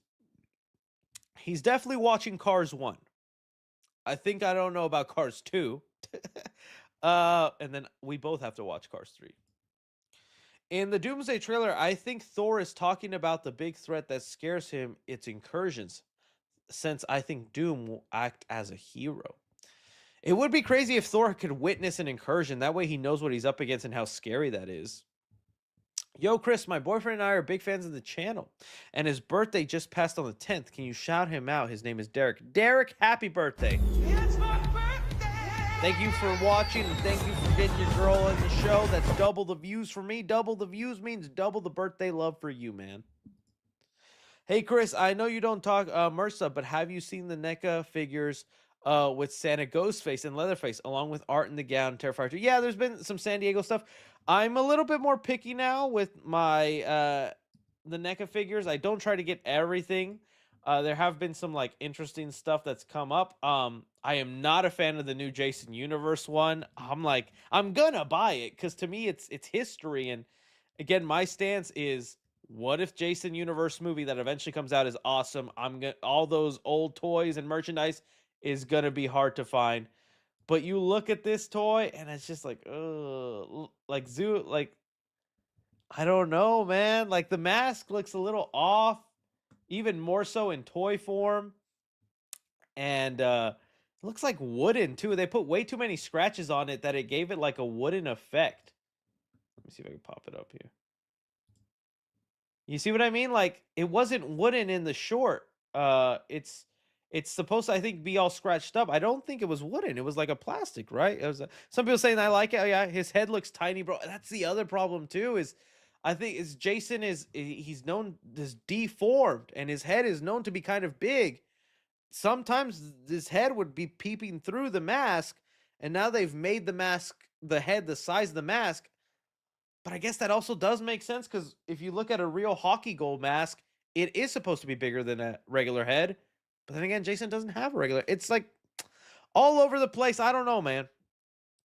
The Fortnite one looks better. I will say that. I do like the Fortnite one. This one, I kind of like that one. Looks sick. I like the black eyes, and the mask is a little bit more like kind of V-shaped. I think that actually looks cool, and I like the little emo thing. And I have this skin in Fortnite. But yeah, good stuff. You should show your son the entire How to Train. Yeah, that would definitely be one. How to Train Your Dragon franchise that includes the animated trilogy and the live action films.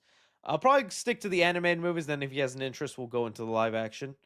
Sends in some love. Thank you so much, Pastor Calm. DCU fan base is really one of the worst right now, in my opinion. Yeah, I wouldn't say they are the worst. I think there probably are worse fandoms out there. But I mean, every fandom has their bad apples. Like to me, one of my favorite fandoms was the Scream franchise, and it's so hard to engage now with them. And like I even saw Killjoy Jake, who's a great horror creator, say something like I totally agree with. So it's like I know it's not just me because people think, oh, it's just because of Melissa Burr. It's like, no, I still want to be excited for Scream movies, even though Melissa's no longer part of them, because I love Scream and I'm always going to want to watch the movies. But like he let me see here if I can find it. Where is it? He made a good point. Oh, he maybe deleted it. Maybe deleted it. Okay, well he definitely had a point that I was like, oh, I agree with that. Let me see if I could still see it on my end. I noticed on mobile I can't see likes anymore. That kind of sucks. Yeah, he deleted it. Okay. That's fine, Jake. I understand. And maybe it's the Scream fan base again got to him and he had to delete it. But yeah, that's one of the ones. But again, it's some bad apples. I know there's still people excited and just want a good Scream movie again, and hopefully we get that, right? What the heck? The White House? What is this? This one. That's funny. What they do to my boy Sponge. Chris, you're the GOAT. I love you. Love right back. You're the GOAT 3C. Godspeed, Spider-Man. Did you see the new footage showing on Brand New Day Spider-Man swinging around before he goes after the tank? Yeah, it looks good. Any chance? Yes, I will be reviewing it. I have my screener trying to watch it tonight. Hey, amigo, the scene with the cable car in the first Spider-Man is the moment from the comics where Gwen Stacy dies. They just swap Gwen with MJ. Oh, okay. Well, that's good to know. You're right. Okay, good to know.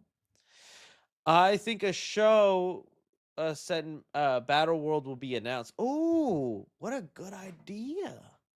And it'd be fun if they can get away with some Battle World content now that the world is created. Battle World could have so much fun. I'd be down for a Disney Plus Battle World. Every episode is a different section of the Battle World. Let's do it. How's your experience on the Campia show been? I like it. I enjoy it. I've been having fun. It's nice to bounce off someone else. Just again, like the viewer said, they could tell I'm nervous. I'm just trying to find my footing and how much I can step over. My birthday is gonna come out next Monday. I will be turning 20 years old, and by the way, I'm getting off the internet to not get spoiled from. Hey, I understand, man. Godspeed. Ignore the haters, Chris. You the man. Also, predictions on who will die in Doomsday. I think the characters like Ant-Man, Bucky, and U.S. Agent. Those are a sure bet. I feel like all the Thunderbolts, including Red Guardian, are probably goners. If I had to pick one, it'd probably be like Yelena. I feel like they'd maybe want to keep her going. Ant-Man seems like a bet too because his trilogy's over, but I wouldn't say the same for Thor because I think if Hemsworth is up for it, they'd still want to do stuff with him. But I think like Ant-Man might be donezo. I don't think any of the Fantastic Four. That'd be crazy. You just introduced them. Bro, it'd be crazy if they kill like Shuri from Black Panther and then segueing into like the new Black Panther coming in. But it's so weird also because like whoever you kill, you can technically bring them back post Secret Wars because the universe will be reset and people who are dead can be alive, just played by different actors. People who were alive can just be replaced also, or people who were in the universe can stay the same. So it could really go either way. Someone says no one will die. We'll see. Oh, the X-Men dying for sure. You're right, Lucas. The X-Men could die. I think, yeah, with the new X-Men on the horizon, why not just kill them off, right? Patrick Stewart, guy's goner again. Hey, brother, love your content. I'm in the works of opening a channel, carnal, but to be honest, me doing un chingo de nervios. Me da un chingo de nervios. Could give a brother some advice. Your content inspires me a lot. It's again just the short form, quick and out there. I say movie reviews, I think it'd still be beneficial in long form. Just focus on getting to the point. But I would also say focus on audio over video quality at first. And yeah, you got this, man. Tú lo tienes, way. Chris, I show Speed perform at the World Cup. He made it. That is pretty awesome for Speed. That's insane. I've been seeing the edits people made where it's like that first super chat. Cristiano Ronaldo, sweet. Now I'm gonna perform at the next World Cup. Let's do the edits. Tengo la camisa negra. I could be me.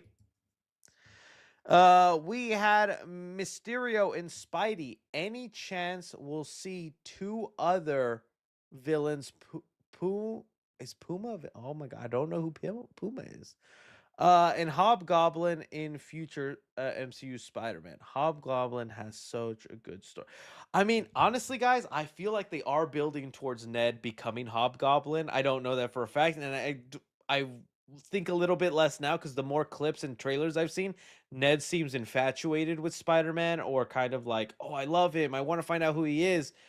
But with them having the spell where they don't remember, I feel like they could somehow segue it into Ned becoming Hobgoblin. I'd be down to see it. I'd be down to see it. Do you like The Invite? No, that's one I have to still see. Or what about Walter Mitty? I didn't love Walter Mitty as much as other people. I thought it was going to be like an amazing, life-changing movie that motivates me, but I just thought it was okay. Chris, do you think Marvel would recreate the Secret Wars comic cover of the black suit? Yeah, I feel like they probably would. The Russo brothers would love that moment. As a poster for Avengers Secret Wars, now that would be sick to do. Hey, Chris, what is your favorite Fast and Furious movie if you've seen any of them? Mine's just yeah, of course I've seen the Fast and Furious. I know cinema. Fast 5. Fast 5 is the best. If it had to be anything outside of Fast 5, I really like Fast 2. I just like the aesthetic with the cars. I like the paint jobs, the neon lights, all that. and then all of it just gotten rid of. I like the aesthetic in Fast 2. Or Too Fast, Too Furious. You think you'll ever do a P.O. box opening lives? I could do it live if I ever decide to do that, yeah. Chris, check out Henry Danger. It's peak rating show. Henry Danger. Why does that sound familiar? Is that the superhero show? Yeah. I just missed out on that, unfortunately. I feel like I probably would have liked that if I was younger. I think it just came out. I was a little too old. Can we please get an update on Amelia? Oh, I gave you one earlier. Heart attack that little boy gave me. What are your top 10 movies of 2026 so far? Ooh, I'll give you top 5. How about that? Top 10 is too much to ask for right now, my friend. I do think, see, this is hard. Because the ones that I think would be top 3, like, I don't know the number 1 spot, is Obsession, Odyssey, and probably Project Hail Mary. I think right now I'll give it to Odyssey, then I'll go Obsession, Project Hail Mary. Really still loved Bone Temple. I have to like look back at the movies that came out this year. Let's see what else. You guys in the chat will let me know some. Bone Temple, it's going for good. Mario Galaxy. Hey, I'm glad you. Oh, Backrooms would definitely also be. I really did like Backrooms. I thought Backrooms was great. Brand New Day will definitely. Oh, Furious. You know what? I will put Furious on there. The Furious, because that was good. I still need to do the reviews of the movies I've seen. I liked Sheep Detective also. I thought that was kind of sweet. I gotta review those movies. How would you rank the Toy Story movies? Ooh, okay. I think bottom is 4. Although I think there's beautiful, great things. And it's probably the most gorgeous looking Toy Story movie. And I dig that ending. I think I did I not do this on live stream? I'm pretty sure I did. Either way. There, and then 5. Then I'll go 2, 1, and 3. That's my ranking. Sends in some love. Thank you so much. Hey, Chris, finally got to catch your stream for the first time. It's almost 4 a.m. Been watching you since the Batman trailer. Appreciate your videos and wish you the best to you and your family. Greetings from Prague. Nice, man. Thank you so much. I appreciate you sticking by all this time. By the way, the little girl from Other Mother played the younger version of Amanda Seyfried's character in House. Oh, she's already on the roll. She's already on a roll. What would they do with the Halloween franchise? Well, what should they do? I've said it. My thing is, again, you go back, you make it like set in the 90s or like the early 90s where the incident happened where Michael killed his sister. But I've said it, the twist this time, it's not the 16-year-old sister. I think in this timeline, Michael kills baby Laurie Strode. Yeah, I said it. And that infamous tombstone that we see, the what's it? Oh, I forget her name. Myers tombstone. This infamous Judith Myers. There we go. The infamous Judith Myers tombstone becomes Laurie Myers. All right, and that's an evil baby. That's an evil kid. He did that to his baby sister. Were you crazy? I'll say he got like a couple stabs in Judith, but she survived the night. So Michael still gets sent to an asylum at a young age. He's there. So he's older. And now we have Judith as our main character. She's our new Laurie Strode. Completely different from Laurie. Traumatized, hurt by all this. Can't believe it. Family's gotten a divorce probably by this point. I want to focus on the mom and the dad because we've never really done that other than the white trash parents from Rob Zombie. But I feel like those were very caricature characters. It fit with the realistic serial killer storyline, but I actually would like to make Michael's parents regular, everyday people. Like dad was just an accountant, was a good dad, wasn't abusive, wasn't mean. Mom, nice stay-at-home mom, would cook, would clean. It again just feeds into, we don't know what happened. Michael just ended up being crazy or evil, right? But what does that happen to a regular family when that, and I think there could be some fun stuff in there. Michael breaks loose, wants to come back for the family, or is just let loose in Haddonfield. I would put it like mom, she loves her baby boy. She's going to do anything to make sure the cops don't get to Michael, or she's going to unfortunately do things to like let Michael keep getting away because that's her little boy, and and the dad maybe is doing the difficult thing of he feels responsible and that he has to be the one to take him down. The sisters, I feel like there's some stuff in there. Okay, that's what I would do if you're asking me. But I doubt it. We'll see what happens. Did you watch Eric Voss? Yes, we did. We popped it on, and hey, Eric's spilling the tea, man. New Wolverine story trailer. Please react to. No, yeah, I watched it. I think it looks awesome, dude. That game looks so good. I can't wait. Insomniac is doing awesome things. I like the scope, the Sentinels, all the things with Wolverine. I think it looks like a great game.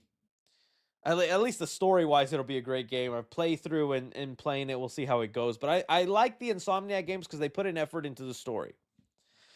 Would you ever do movie reactions? I've tried to, and it's the editing part. The editing of getting around the copyright strike. The Real Rejects already suffer so much with this, and they talk about it all the time, and they do great jobs with their reactions.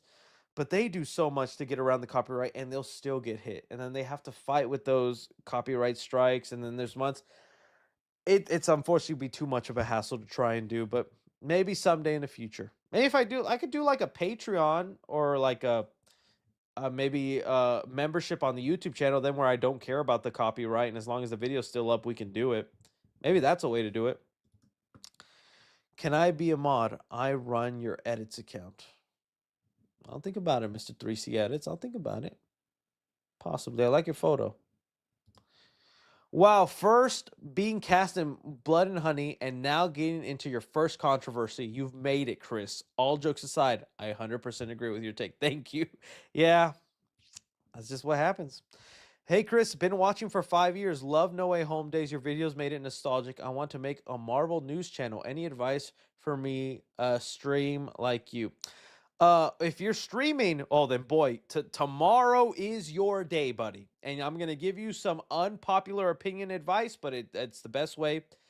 You have to kind of clickbait your stream to look like you're the live for New York Comic Con. Use the New York Comic Con logo, say it in your title, something like Marvel Hall H panel San Diego Comic Con live. I will guarantee you will have a good amount of people watching, buddy. This might be clickbaity, but hey, if you keep them entertained, engaged enough, and you're updating on the news, you could have some new fans. Bud giving him his ideas. Chris giving away the secrets. No, I see it all the time. I see it for other people, and it makes me want to do it. But again, it'd just be the thing where they're going to be announcing after announcing, and I'd be like, oh, Denzel Washington is the new Iron Man. All right, guys, 1 sec.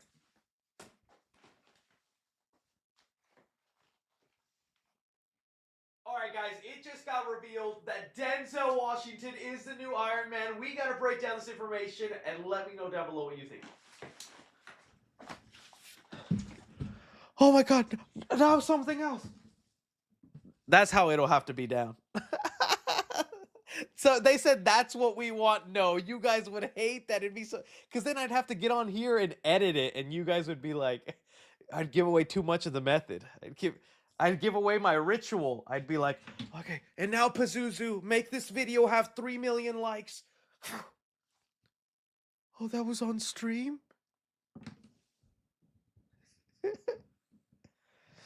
That'd be crazy. Are you going to be on new Escape Pod episode? I mean, whenever they'd have me, I'll happy to be on there. They are doing so well on their podcast, getting tons of views.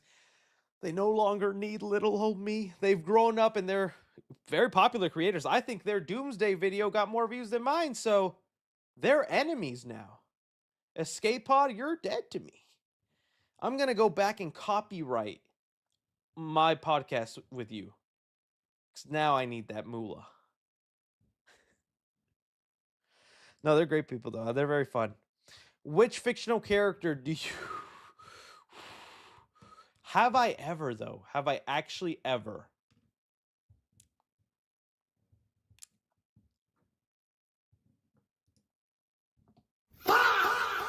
What's your favorite Avengers Doomsday theory? Ooh, I mean, it's not my favorite, but I mean, it really is just that Tobey Maguire one about like the movie opens with his universe getting killed off. there's been so many variations of it where it's like it's just him versus Hugh Jackman. Oh, but actually Doc Ock is there too. Oh, and Magneto's helping, and Green Goblin's. I'm like, okay, who is actually in it then? I like that one. Robert Eggers for Midnight Suns. Oh, dude, you and me are dreaming. He would never want to do a superhero movie. He seems pretty vocal about wanting to do his own thing. But hey, if it does happen, I'd love to see it. Are you sure you're labbing on? Are you sure you're labbing on watching the Big Bang Theory spinoff of Stuart? I have not been watching that yet. Yeah, is it good? Are people like it? Is it already out? That actually might be the next thing. Now, I do need a new show to watch with my lady when we're eating breakfast in the morning. I might have to tell her about that. React to the new Wolverine story trailer. My B-Day play. Yeah, I've talked about it. I watched it. I think it is great. I'm excited for it, man. I think it looks like a great trailer. Chris, hey Chris, no glaze, but you have grown to be my favorite creator over the years. Genuinely brings me a smile when I see you post a video. Dude, that means a lot, man. I hope I lighten people's days because I know there's creators I watch where I'm like, oh, they post a new video. Let me watch. I hope I do that for some people. Did you hear David Fleming's score for Marvel's Wolverine? David James Gunn's Superman. Dave did James Gunn's Superman, HBO, Last of Us, and he's a great composer. Yeah, I mean, I did like the score in it. Didn't have any issues with that, so yeah, I like it then. Chris, have you read the Absolute Batman comic series? There is a show based off the comic currently being developed. Would you want to talk about this? Oh yeah, I saw the announcement, and I think I got a clip on the Clips channel about it. I'm hyped for that. Seems like a good idea. I've only gotten, I think, 5 issues into Absolute Batman, and it's just the thing where it's nothing against it. It's time, and it's also going to the comic book shop and picking up a copy, and it got so popular, sometimes they would sell it. I think I went for like the 6th issue, and I didn't do like the thing where some people have it like pre-ordered or pre-stocked for them. So when I went, it was out, and I was like, oh. But I definitely want to get there because I saw like they had like introduced the Robins, and the Joker looked crazy, so I need to hop back on. Hoping there's an omnibus or like a collection. A volume collection. I could read them all. When you coming to Houston, Trill Burger on me. Dang, is that a good place? I'll remember that. I'll see you the next time I'm there, buddy. I'll see you the next time I'm there. My son Miles turned 8 last Thursday. This will be the 3rd year you've told him happy birthday. Love you, man. You're definitely uncancelable. You the go. Oh, thank you. Well, happy birthday to Miles. MIB 23 Jump Street happened. Memory erased 24. See, I hope that's what happens. I'd love for that to be the joke. I'd love for that to be the opening bit, and then just like the movie, it got erased and we never saw it. Aiden sends in some love. Thank you so much. Curious, what are your worries for upcoming movies? Are you excited or anticipated for like why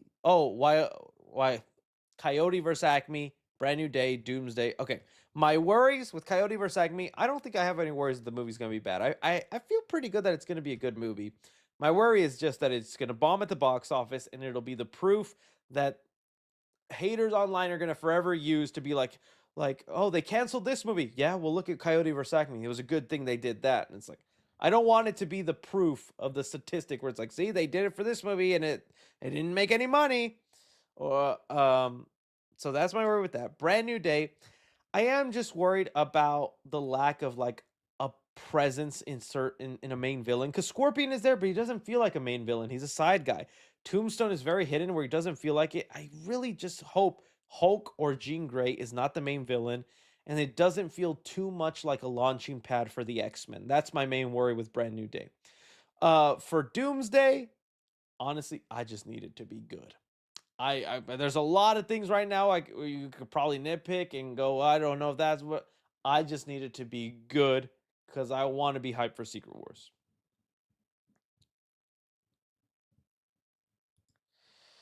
Subbed from 1314 this year, gonna be 20. Love you, my go. Oh, thank you, buddy. Thank you. Fortnite being in Halloween. Oh, I did see that. They're gonna have their own little like scare section. Hey, if I end up, I don't depend. I don't know if I'll be able to do a Halloween Horror Night video this year. But if I did, you know there'd be a version of me going to that scare zone and just hitting my favorite Fortnite emotes in front of everybody. Thoughts on the Predator versus Punisher comic announcement? Ooh, is that really a thing? That sounds cool.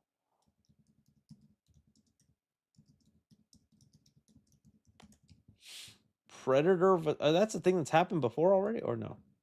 Oh, I definitely gonna want to pick that up. That's cool. I like that. Oh, he's got Spider-Man's head. Oh, got some Spidey head. Marvel announces Predator vs. Punisher, but I still think Punisher vs. Predator would make one hell of a. Oh, this is not an announcement. You tricked me. I don't think this is real. I think this is a person saying what they would like to see. It says Marvel announced Wolverine versus Punisher coming soon, but I still think Punisher versus Predator would make one hell of a comic book. Predator still. Oh, it's not real. You tricked me. Why would you show me something I can't have? Oh, you're not my friend anymore. Yo, 3C, I'm Muhala. Love what you do. Huge fan since 2018, but I have two questions for you. One, what's your top predictions for Hall H tomorrow? And two, what are the odds Spider-Man dies in Spider-Man Brand New Day? At this point, it seems high with everyone predicting it and thinking they'll recreate the Kraven the Last Hunt cover. But I'm still going to go with like a 40% chance. As far as the Hall H panel, if Denzel's actually there and we're believing Eric Voss, I'm going Black Panther 3 then. Black Panther 3. Is it real? Okay, people in the chat saying it is real. Check discussing film now. Has it actually been announced? Is that it? Oh, this was from 2023, the tweet I was just looking at.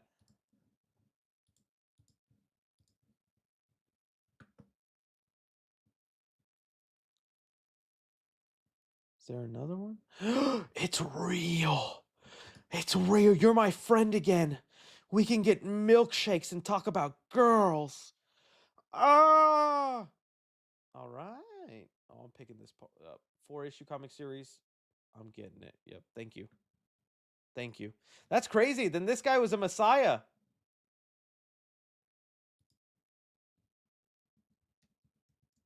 You're not gonna believe this. Oh, you know what?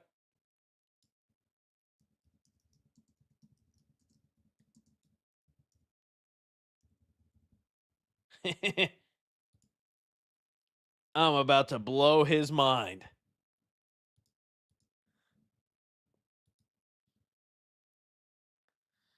All right. Hey, Chris, you watched the new Avatar movie already? No, the new one that just came out? No, I have not yet. Short Guy 5. Okay. Do you think Coyote vs. ACME turns a profit? They'll release Batgirl, or is that gone for good? I think unfortunately it is gone for good. I don't think they'll ever let that one out. I'm telling you, Batgirl is going to be one of those situations where 5-7 years from now, it could literally be that long. Random Tuesday, nothing's happening out of nowhere on Twitter, full Batgirl movie. That's just how it's going to go down for that movie someday. I don't think it'll ever actually just get theatrically released. I don't think the only way is if the director or the star of that movie end up becoming mega insane stars and anything they touch is gold and will guarantee money. Warner Brothers desperately will pick it out of their vault and be like, all right, we'll release it now. Pinocchio and Strong Review, gotta watch it after stream, and then we'll get to it this weekend.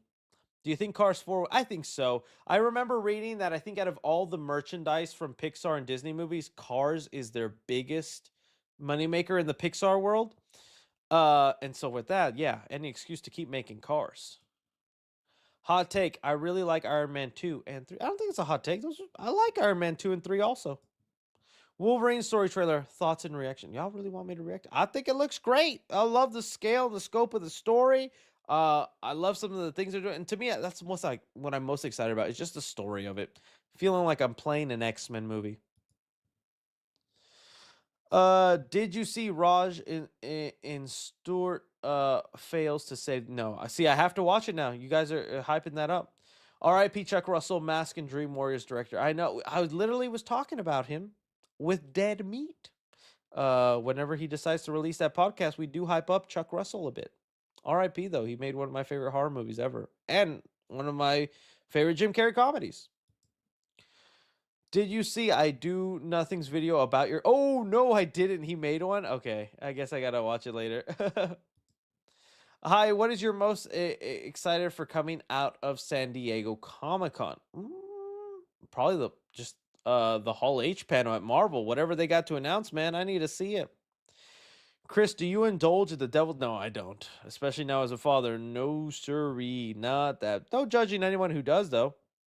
I will say, like, when we go to Vegas, my honey and I, we do go to the store. We get gummies, but that's about it. It's just our little naughty treat. That's it, though. Any thoughts on the extended version of Scary Movie 6? I heard it was awful. I wanted to watch it, and then dude, if you watch the clip, which I can't play because it'll be copyrighted. If you watch the clip, dude, you totally see why they deleted that scene. It was not funny at all. So they released the deleted scene, and it's part of the extended cut of the movie, which I heard isn't even all the scenes that were rumored to be in the film. I feel like they still, like, because the test screenings, there was like Ghostface and Blackface and things like that did not get put back in the movie. It's only like a couple of scenes were added back. But you watch this, man, and dude, it was not funny. It was honestly very painful to watch, and it's like you totally get why they deleted this bit. It just didn't hit, and it's like, man, I really like whatchamacallit. I really like it for it to go. 3C, look up Laying You. It's such a good action show.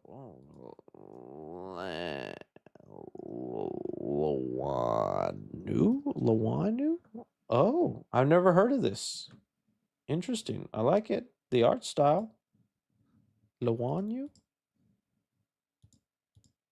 It's on Cartoon Network. Nice. Okay, so Cartoon Network still be coming out with bangers then, apparently. Cool. Are you going to continue doing live streams? Please say, oh yes, I will. This will not be the end of 3C Live. Hi from me and my son. He's 2, but he loves you. Well, thank you, son who's 2 but loves me. I hope you're well. Hot take. I like Cars 2. For me, it's 1, 2, 3. Wow. How could we end this stream with some statement like that? I really wish I liked it, man, but I watch it and I'm just like, ugh, not for me. Lost in Space or Bottom of the Ocean? Oh, like, where would I rather be? If it's instantly, like, you can teleport me there either in Space Lost or the bottom of the ocean, I think I'm going bottom of the ocean, because either way I'm dead, right? I'm not going Lost in Space in astronaut suit, and there's not.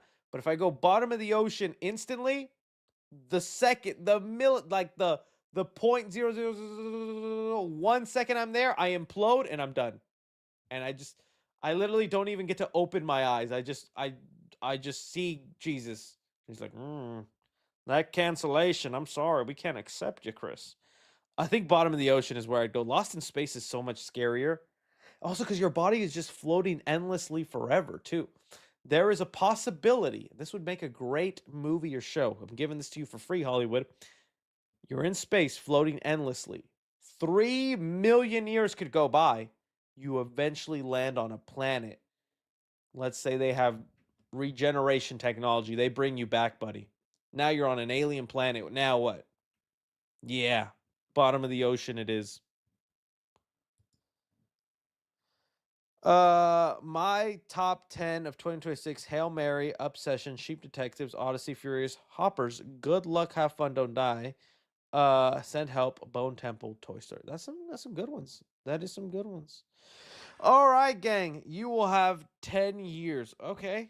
What is that? Is that a threat? Okay, we are ending it with the mysterious pause that I have 10 years left. I love your guys' faces. This was an awesome stream. Thank you for all the love and kindness you showed me. We will keep doing what we do here. Stay tuned Saturday for the San Diego Comic-Con video. So much more coming. And then Monday, the Spider-Man vlog finally going up. Y'all are awesome, amazing people. Take care of yourselves. Have a good night. Y'all are all wonderful.